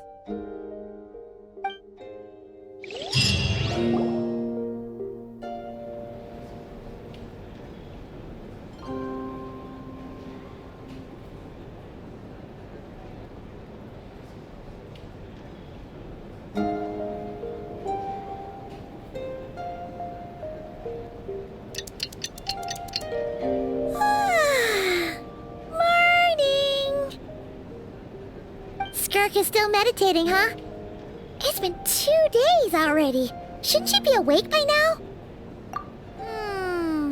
Paimon can't think of anything we can do to help. Oh, wait! Breakfast! That's it! Paimon will go get breakfast! Skirk is gonna be starving when she wakes up. Be right back.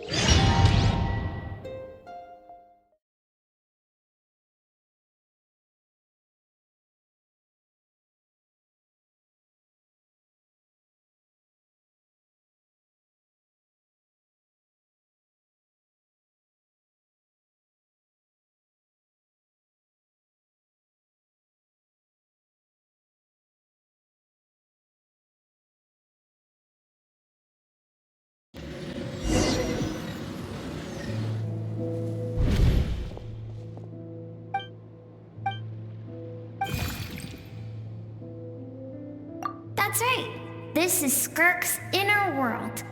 Think of it as the threshold between the soul and dreams. This isn't your first time here, but what you remember is probably a space covered in darkness. Actually, it's my first time talking to someone like this. I only managed to break free and bring you here because the injury weakened her power. I guess that's why I can speak again, too. Call it fate, if you want. I think that's the word they use in this world for lucky coincidences like this, right? Now, before I take you to her, I gotta ask. You're the first— Oh, you noticed. This river represents Skirk's strength. Strength accumulates over time. It is the summation of a person's lived experience. So this river is where all the fragments of Skirk's life should converge into a single stream of memories and emotions, flowing forward as one. But as you can see, this river has been severed numerous times. It's because Skirk doesn't like who she was in the past. When all she sees reflected in the river is a disgraceful shadow of who she was, she cuts through water and rock with the sword of reason, severs her connection with the past, and begins anew. You must learn to shut— This isn't my first taste of failure or losing power. When you fall, you get back up again and become stronger. That's how it is.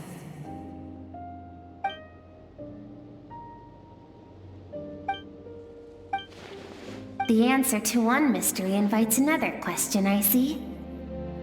Let's follow the river upstream. There among the cliffs, among the memories.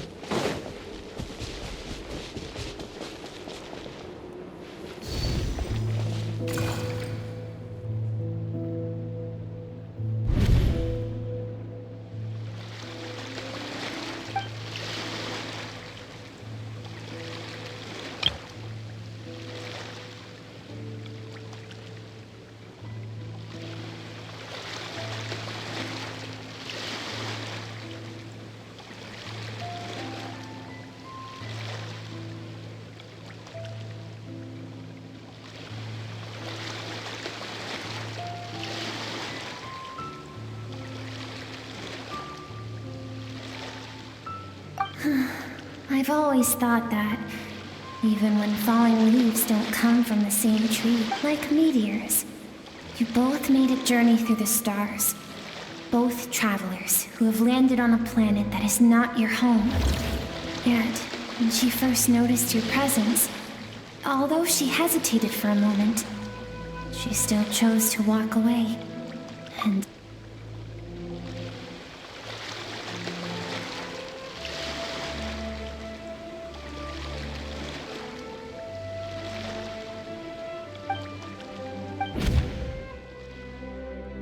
seems like you've answered your own question. Skirk sees herself as a trespasser in this world. She's made a conscious choice to avoid altering its path. But the reason for that decision stems from events much earlier on in her life. Let's keep going. It's still a long way to the source of the river.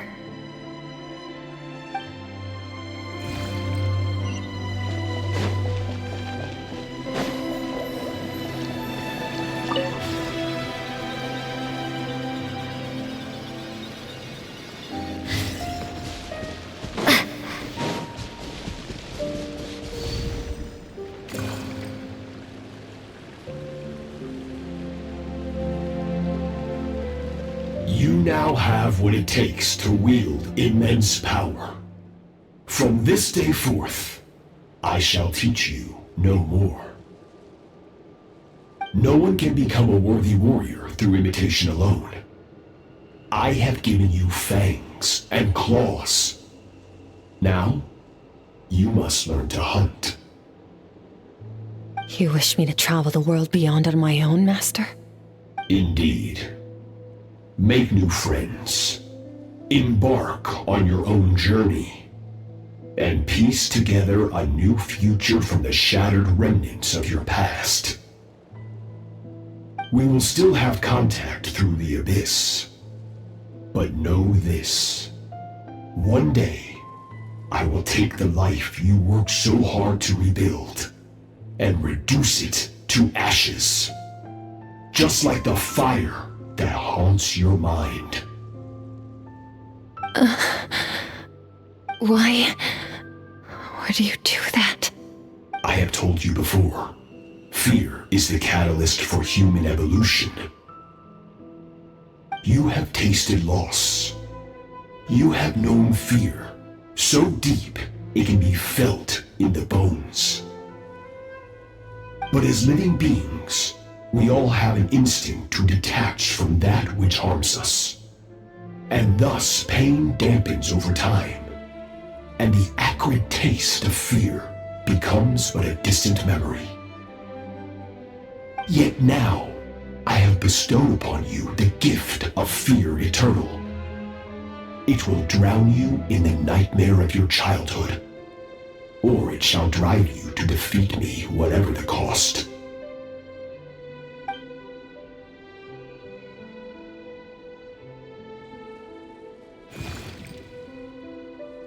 That is what Skirk's master, the foul Sertology, looked like at one point in time. Of course, as a higher being, physical form is a triviality to him. He could appear as a beast, a human, or even a monster that defies description. The form you see him in here, clad in abyssal armor, is the one he usually wears when traveling through the stars.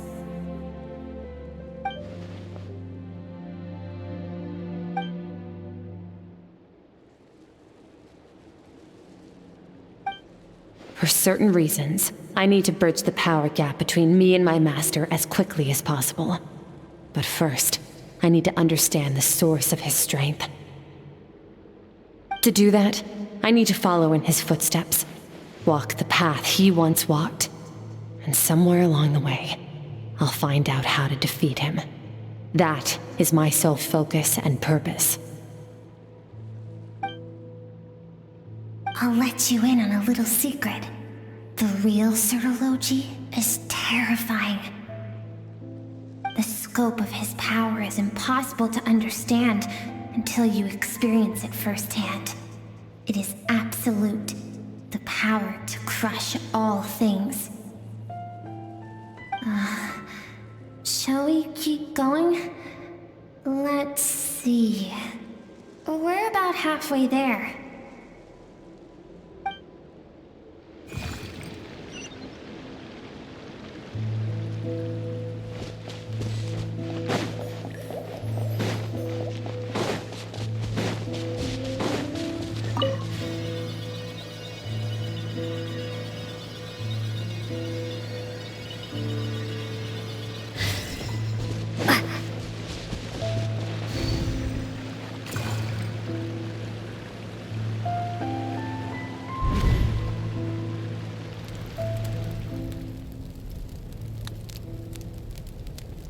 We've made it quite a ways already.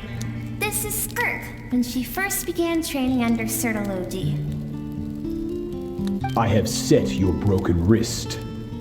Tomorrow, you're to train twice as hard. No tears this time. Good. Attempting to garner sympathy through tears is a habit of the weak. A pitiful, useless ploy. Can I ask a question, Master? Why did you save me? I keep thinking, maybe it would be better if I had died. I wouldn't be haunted by that fire all the time. I wouldn't have to go on like this. I saved you because I have a plan for you. It has been too long since I fought a battle that demanded my full strength. and I hunger for it. Every so-called genius and prodigy I have faced has crumbled like sand underfoot. Before me, even fate bends the knee. So, I will teach you everything I know, train you by whatever means necessary, in the hope that one day you might surprise me. But I don't want to draw my sword against you, Master. What you want matters little. Among the boundless sea of stars, the cries of the weak are but faint murmurs that disappear into the void. You of all people know that well. Yes, Master. From that day forward, all she knew was grueling training, emptiness, and fatigue. After some time, her talent bloomed, and she gained control over her emotions, like her master.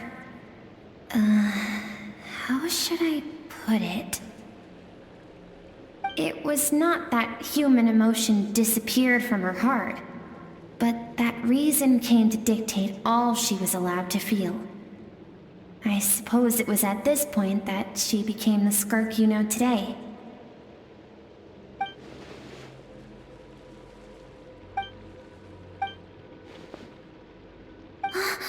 We're nearly there. I almost don't want to reach the end. Well...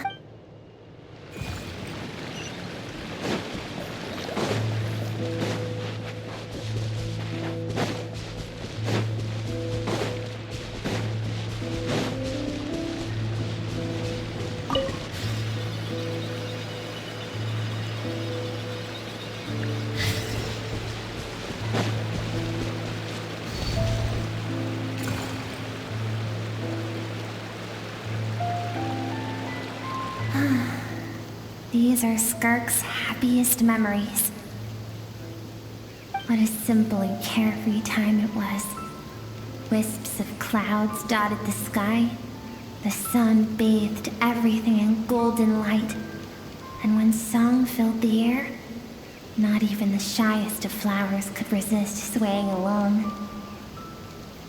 This is Skirk's homeland.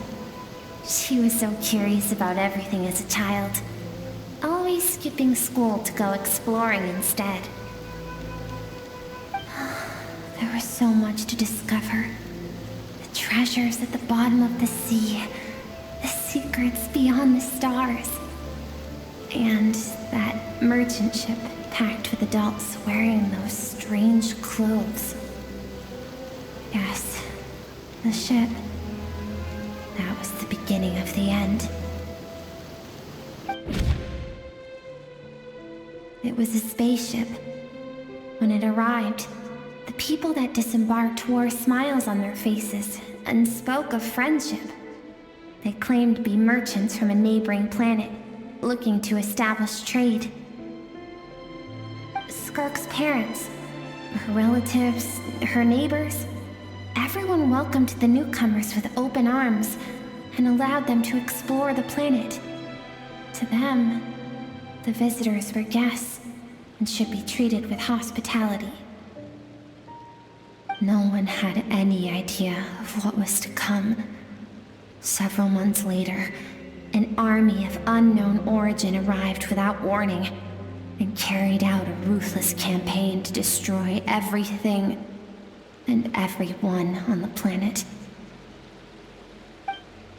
Skirk had skipped school that day, like so many times before, so she was not caught in the immediate wave of destruction. But when she came home that day, only fire and ruin awaited her. Countless people cried out to her for help. People she knew and loved. Friends and relatives. The little girl who lived next door. The shop owner with the bad leg. The bad-tempered teacher she had made fun of just that morning. Their lives were discarded like worthless trash as the fire consumed one life after another, Skirk was helpless. All she could do was run. And so she did. She kept running, until an unexpected figure crossed her path. If Sertology hadn't been there in that moment, the fire would have claimed her life too. And there she would have remained, left to rot in the scorched earth, with no answer as to why any of this was because she and her people were seen as a threat. As the initial merchant ship explored the planet, they discovered that it hadn't always had the condition to support life. Yet there was evidence of human activity, even during the periods of extreme heat or cold in the past. Further research revealed that, over time, the people of this planet had evolved the ability to adapt to any type of environment or energy source. For that reason, the outsiders viewed them as a potential threat, and decided to eliminate them before the threat could rear its head. And so, the army was called, and the so-called danger was wiped from the senseless, isn't it? Deemed a threat because of a gift they didn't even know they had. Perhaps it was their own innocence and kindness that doomed them. But in the end, that was lost to the blaze as well. If those with power get to decide good and evil, then all you can no one wants to relive their most painful moments. Well, that brings us to the end of the story. This is as far as we can go. Skirk is waiting over there. For both of us. Let's go to her. It's time to fulfill my purpose. And my greatest wish over all these years.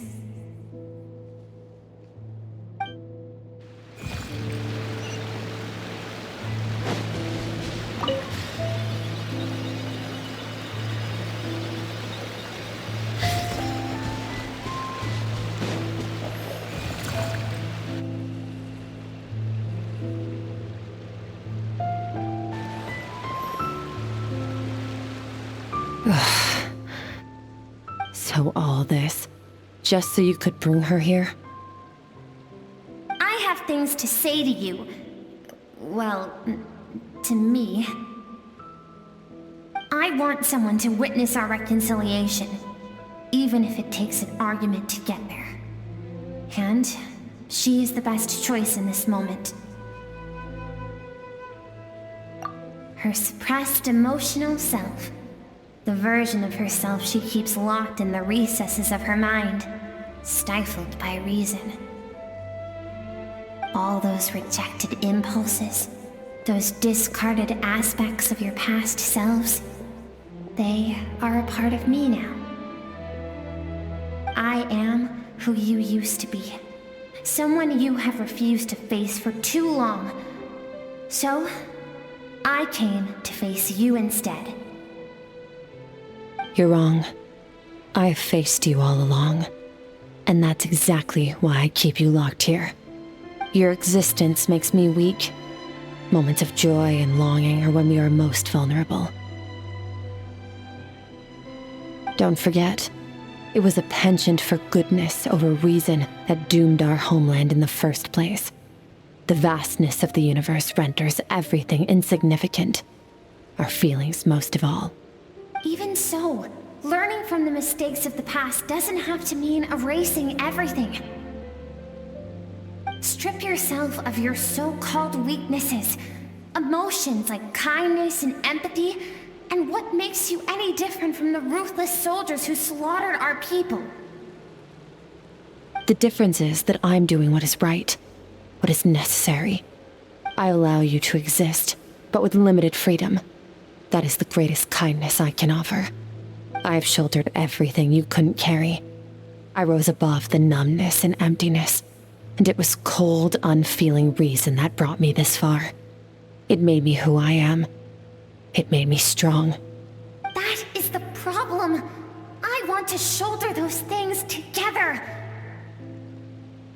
On the grand scale of the entire universe, maybe our feelings are vanishingly small, but why should that mean they don't matter? Emotion gives warmth to the cold expanse of space. It gives meaning to the world around us.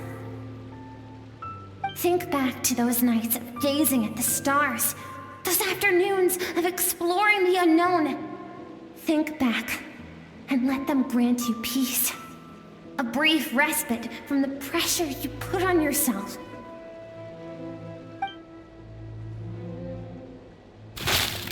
That isn't what we need. It's exactly what we need. Aren't you curious about why recovering your strength has taken longer than normal this time? Finally, you get to the important part. That is the only answer I came here to find. Then look around. Look at your inner world. You cast aside your dreams and curiosity, and in doing so, you lost your original motivation. You severed all connection to who you used to be, so you can no longer draw strength from your past. Now, the only things driving you forward are fear and survivor's guilt. But these cannot take you far enough. And so, this river, the source of your strength, grows more polluted by the day. And do you think that means I should seek help from a weak little thing like you?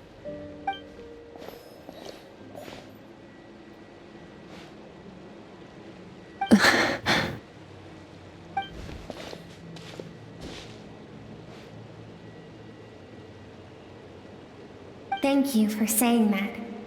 I knew bringing you here would be the right choice. To be honest, I'm not here to argue with you. This isn't about who's right or wrong. And in fact, I agree that in order to make it through the wake of that tragedy, we had to distance ourselves from the pain through reason over emotion. But what is right at one point in time isn't always right forever. I know you will never forget that fire. I know the fact that you were the sole survivor fills you with guilt. And I know that among the voices that haunt you, mine is there too. Because deep down, you know that you didn't turn out to be the person you wanted to be. All those unfulfilled hopes are like knives to the heart. And I don't want you to hurt anymore. So even if you can't accept me, I hope, at least, that you can let go.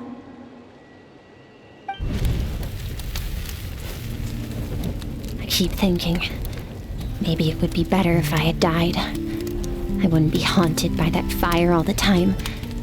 I wouldn't have to go on like this.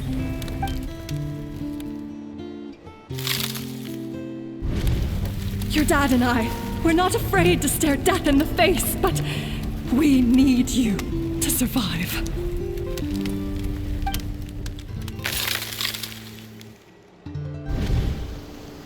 I'm sick of being a kid. There's so many amazing things out there, and I'm ready to see them all.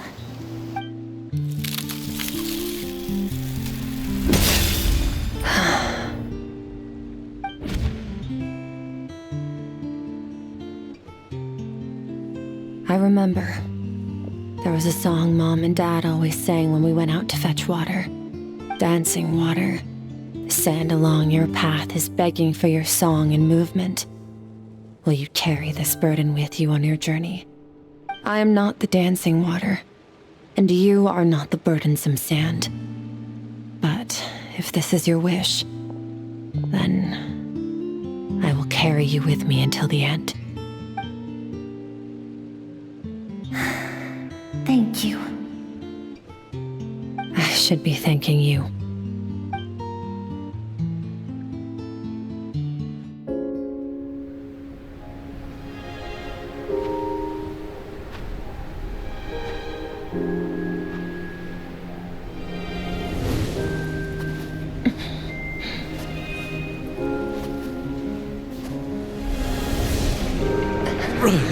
Skirk, run! Remember, leave no one alive! Heed my words, Skirk. Let fear take root in your soul. Did you survive? Why was it only you? Skirk, did you become a positive light in this world?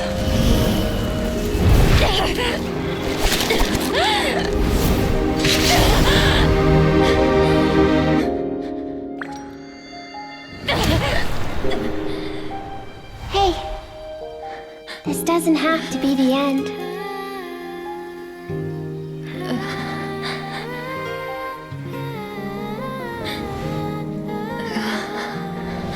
Life is a gift.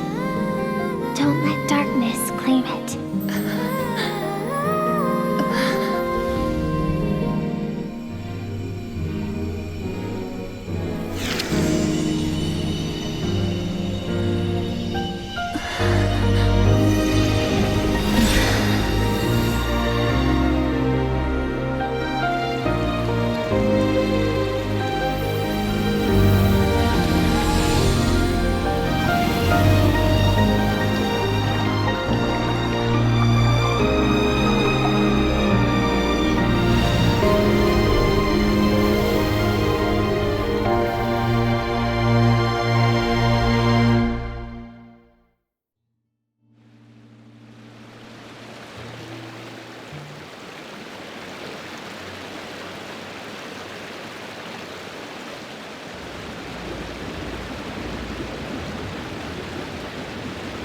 So, you saw my memories then.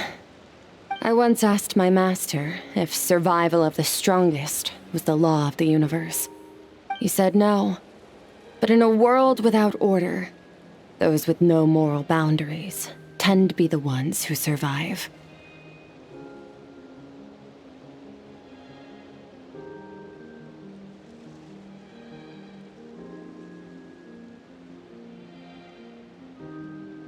That's why, after hearing his answer, an idea came to mind.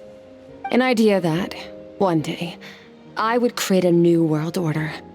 One in which there would never be another tragedy like that fire. One in which power was not the law of the land. But that means I must defeat him. Because my master, Sertologi, is, at the core, a defier of all rules and order.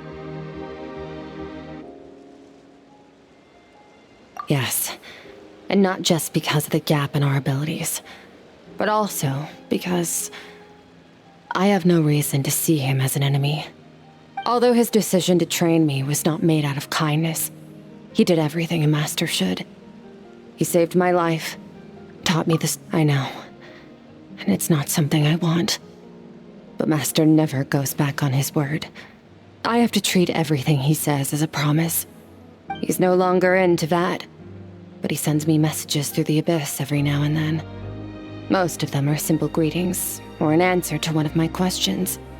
Every time I hear from him, my heart skips a beat. And I wonder if this is the moment where he'll finally appear before me and tear down everything I've built to pieces. Maybe that means I do live in eternal fear, just like he said. Yes, I respect him, but I'm also afraid of him. And for that reason, the pursuit of strength consumes every moment of my life. I don't know what Master has planned, but I have to be ready. Help me? Why? This isn't your fight.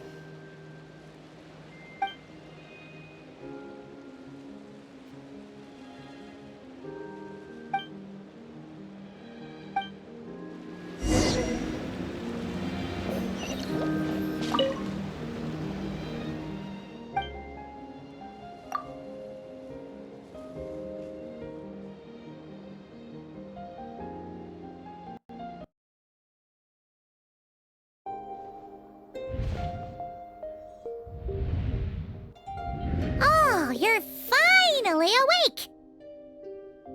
Honestly, Paimon was gone for like 2 seconds and then she comes back and finds you both unconscious? Oh, you scared Paimon half to death! You're both okay, right? What does it look like?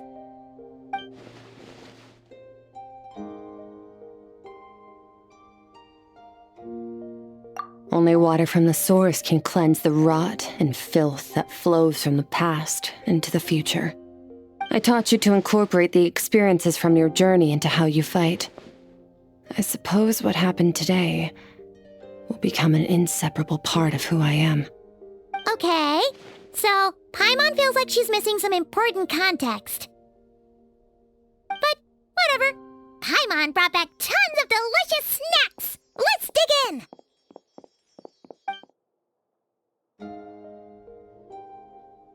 All right, it's about time we finished what we started. We're gonna deal with this thief for good, right? This time, I'm not going to tell you to hold back. But having digested even more power in the meantime, he's going to be tougher than before. The good news is, we have no reason to pull our punches this time. So, let's go. Same place as last time.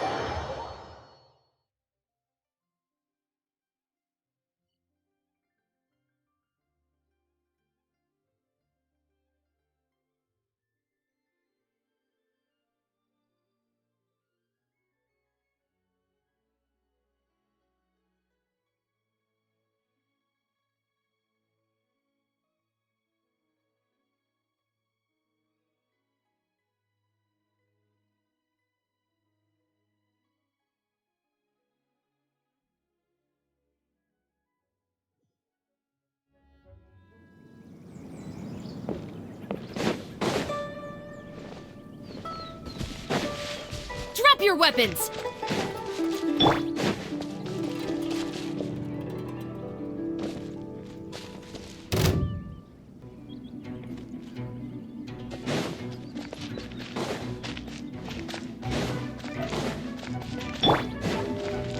Final warning!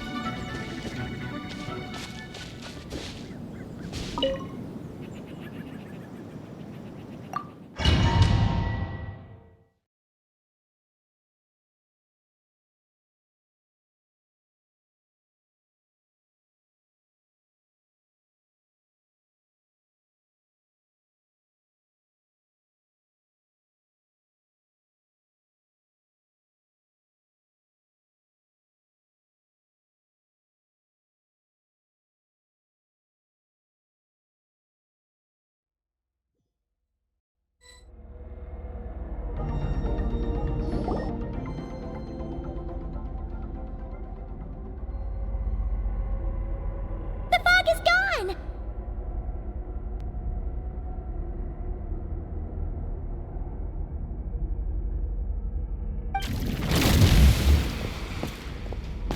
Wait, isn't that the form the all-devouring narwhal changed into? How come he knows that, too? Really? So, you're telling Paimon that giant whale and this guy can both turn into the fowl? How does that work? It's a subconscious instinct. Any intelligent being who longs for his level of strength is bound to mimic his appearance. It's a natural response after encountering someone as powerful as Master. To them, he represents ultimate power. We know the person before us has encountered Master, and we know he stole a portion of my power. So it's not surprising that he would assume this form. Okay.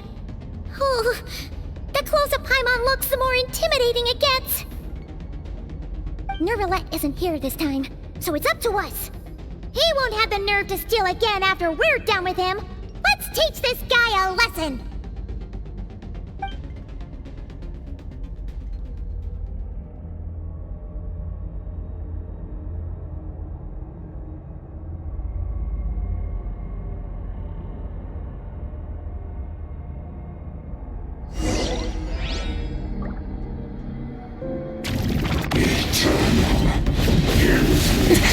That's more like it. Water jet! Wipe out! Fearless. I never saw those out! Extinguish! Provide your training, I hope.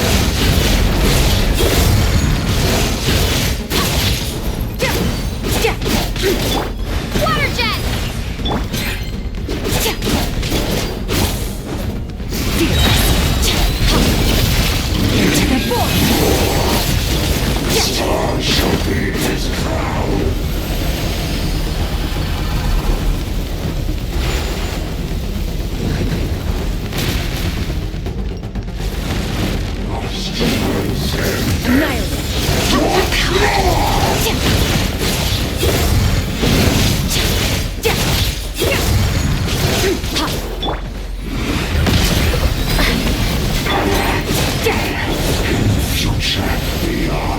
this world.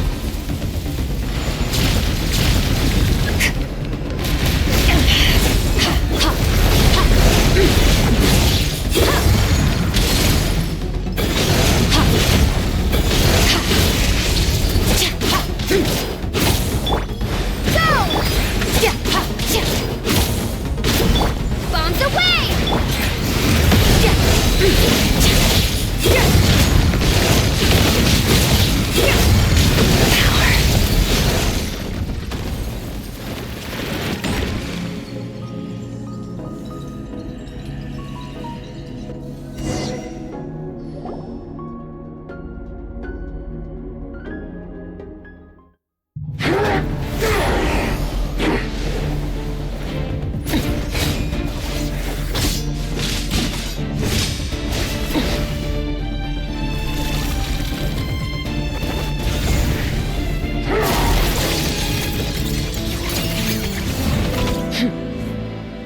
Haven't had enough of my power.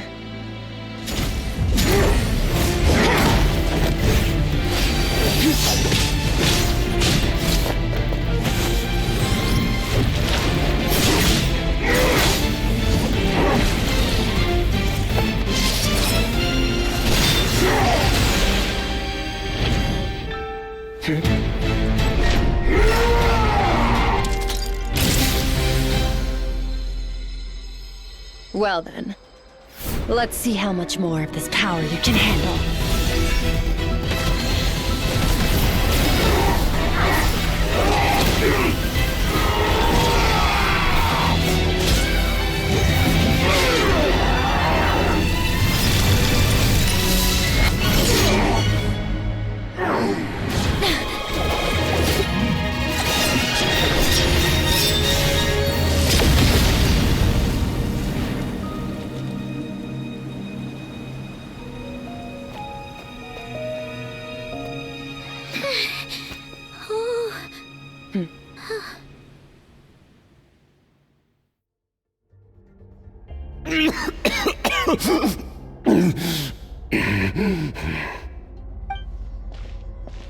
Well, have you come to your senses? You saw that my body was at its limit. So, you deliberately channeled your power into me, knowing that it would destroy my shell from within. Such power, such keen battle instincts. So you must be... Skirk, Sertologi's disciple. How long has it been? How long has he been away from Tevat? Hundreds of years. Hundreds? Sorry, it's a lot to take in. I should introduce myself. I am Skofnungar, a friend of your master and one of his followers. This is the first time I've heard your name, Skirk. But hundreds of years ago, I knew you existed. And I knew you would come here. Hundreds of years ago? Sounds like you and Master have quite the history. Care to tell us about it? Of course. Might as well take advantage of a clear head while I can. The story starts a long, long time ago. I was born into a noble family in Conria. As the eldest son, I was set to inherit our title. But I contracted an incurable illness as a child, and everyone gave up on me. I trained the sword harder than anyone else, defeated all of my peers. But it was all in vain. When other people looked at me, all I saw in their eyes was pity or a strange glee in my misfortune. Even my parents were just waiting for me to die. Over time, my heart hardened, and I became aimless. That was the point where I met your master, Sertologi. We were similar in age, but different in background. He was born in prison, the son of criminals who had been sentenced to death. He spent his childhood wandering the streets, facing more criticism than the literary works in the Universitas Magistrorum. Yet, he always wore a smile on his face, as if kindness and malice were one and the same, and he could not see the difference. I still remember what he said to me when we first met. You need to fight to survive. Even if it's a losing battle, it should light a fire under you. How can you sit back like this and go down without a fight? That does sound like something he would say. He was the first to acknowledge that I was worth something, and he inspired me to keep going. When we sparred together, it was the first time I'd actually felt the thrill of combat. When I was 10, he stole forbidden research materials and managed to cure my illness. It was like there was nothing in this world he couldn't accomplish. When it came to the human form, he was always intent on pushing the boundaries of possibility. But somewhere along the way, I fell behind.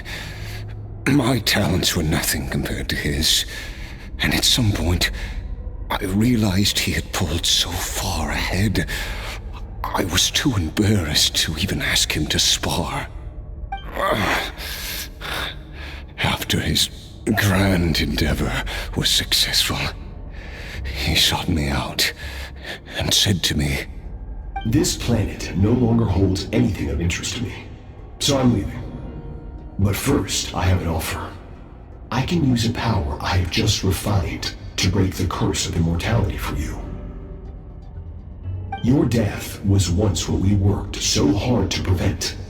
But the immortality you now face is a different kind of pain altogether." I'll pass. Immortality doesn't sound so bad to me. Since I can't die, it means I have an infinite amount of time to get stronger. Maybe I'll finally catch up to you one day, and we can spar like we used to. Are you sure? I cannot say when I will return. Your body, or rather, your soul, might not be able to withstand this curse. All I can do is try. After all, a wise man once told me, people need to fight for their own survival. Wise indeed. Nevertheless, if you grow weary of the pain of immortality, and wish to experience a good sparring match before you wither away, seek out my disciple. Disciple? Never thought I'd hear that word coming from you. Nor I, but Vedifenir said I was destined to find a disciple out there in the universe, and bring her to Tibet. You know as well as I, Vedifenir's prophecies are never wrong. Well, now I'm curious about who this disciple of yours will be. All Vedifenir said was that one day, the stars shall bow in her honor. Sounds pretty impressive. Of course. Only the most outstanding people would have the right to become my disciple. Still self-assured as ever, I see. But you're not wrong. I'll be leaving then. Oh, and if you are serious about getting stronger, I left you a little gift in the primordial sea. As I've said before, walk whatever path you want. Freedom means even the wicked get to make their own choices. Waiting for me in the primordial sea was the all-devouring narwhal, already beaten into submission by Sotologi. In its weakened state, I was able to cut off part of its flesh and sew it into my own heart. Your heart? That sounds like torture! How did you even survive that? Because, of course, I bear the curse of immortality. So, you used the curse to turn yourself into a vessel for power. Even with that whale's ability, devouring power like that is not something the human body can withstand. With your body and soul constantly at the breaking point, it was the curse of immortality that sustained you. But that is not the path to strength. You have to pour your heart into it, work for it, dream of it.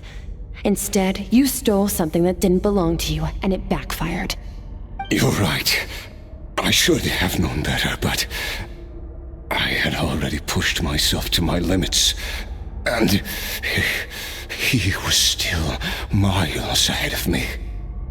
So I had to take a leap of faith. I miss your master. I miss the days when we were all together, troublemakers without a home. I don't regret the choice I made. But if you'll allow it, I do want to apologize. To both of you. After the beating we just gave you, I think we can call it even. You're an interesting one as well. Sotologi's disciple. That's a lot to live up to. It can't have been an easy experience. I know what he's like. He rules with an iron fist, using despair and fear to force you to catch up to him, all the while standing ever out of reach. We're like mountain climbers in the dark, never knowing how much higher we have to climb, or when we will see the sun again. True. But I made up my mind long ago. No matter how dark it gets, I will not give in to despair. I will overcome it. Besides, after hearing your story, I suspect what Master really wants is not a battle that demands his full strength, but rather a defeat without regrets. Oh? Since you're his friend, you must have some things in common. The first time we came here, when you stabbed me through the fog and stole my power, I felt no emotion coming from that spike. But when you had to devote all your strength fighting me just now, I could feel joy and passion emanating from your blade. It was the joy of a researcher discovering the truth of the world, the joy of an artist uncovering a temple of wonders. Interesting. I'm certain I didn't express those emotions outright, yet you were able to read them from my blade, like a glimpse into my inner world. You're right. That battle brought me an unbridled sense of joy, and my defeat brings me no regret whatsoever. Exactly. I think Master also craves a battle like that. One where his opponent forces him to use all his strength, unlock the extent of his potential, and transcend his own limits. A battle to end all battles. After which, all can come to an end, including, perhaps, his life. For that very reason, good and evil are meaningless to him. He has one purpose, one goal: to complete himself. It's one of the secrets to his strength. Perhaps you're right. Perhaps that is his goal. What a battle that would be. Oh, to witness such a...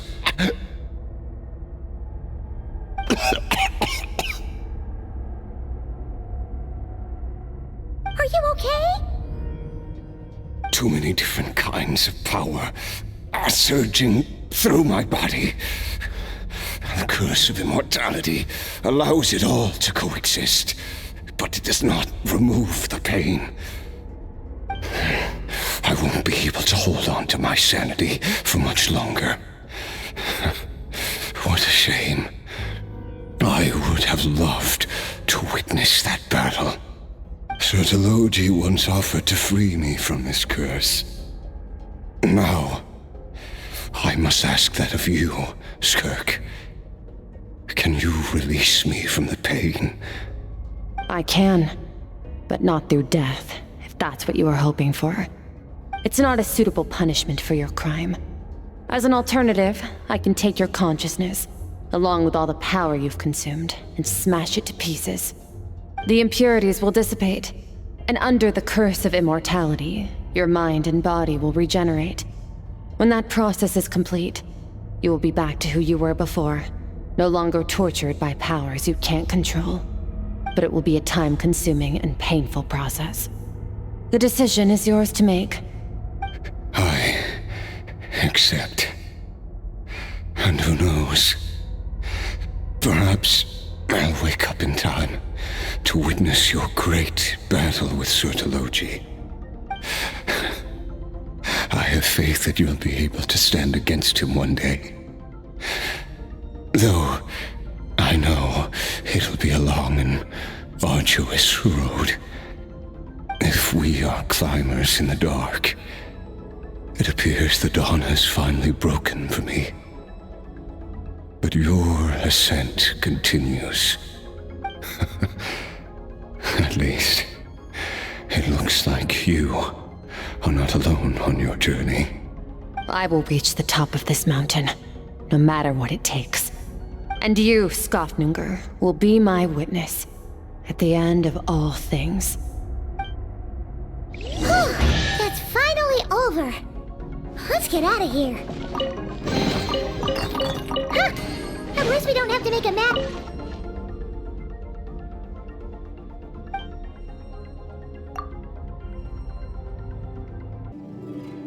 We did it! It's only been a few days, but it feels like forever. Once again, we've proved there's nothing we can't overcome. We're just that. Wow, you sound even more confident than usual. Guess you really have become stronger. Today sure went by fast. It's night already. Oh wait, that reminds Paimon. The stars you mentioned, the ones that died out, are they back now? Yes. The power Skofnunger stole has been returned. So, the stars have regained their light. Great! Huh, it's crazy that you even noticed their light was gone. There are so many stars in the sky. If a few disappeared, Paimon definitely wouldn't be able to tell. I suppose it's because I have gazed upon this sky for centuries. The false stars, hanging in the meticulously planned sky, glittering with rotten light. It's not real. And yet, it is for that very reason that I can look upon it and enjoy. Even the most beautiful of bubbles has to burst. We will return to the real universe one day, whether of our own volition or not. Time marches ever forward. Even the innocent and naive will taste life's bitterness. Yet through hardship, we grow until we learn to seize the sands of time for ourselves and uncover our true strength. Though we gaze upon a false sky, its vastness and majesty is palpable. One can only wonder, what is it going to take for kindness to reign supreme in the vast expanse of the universe? This is all going over Paimon's head. But if she knows one thing, it's that the traveler always finds a way. Ever since we met, she has filled Paimon's days with happiness. No matter how tough things get, she always finds a way to make it better. If it's too big a job for one person, then we'll do it with two. And if two's still not enough, then 3. We've met so many amazing friends and accomplished so many amazing things. As long as we don't give up, we can make any wish come true. I suppose when it comes to you, anything is possible. Well, I should be going. Now that my power is no longer isolated from my emotions, I need more practice to get used to it. I suppose fate will decide. Maybe we'll bump into each other on the street. Or maybe we'll reunite on a different planet entirely. Regardless, reunions and partings are but passing moments. More than anything, I hope that, at the end of this journey, wherever it takes us, we stand in a world reborn. One without war, pain, or forced partings. One where new life can bloom, even where there was once nothing but scorched earth. For this, we must all work to become stronger. Goodbye, traveler. Remember your training. Make sure to put it to use. Bye!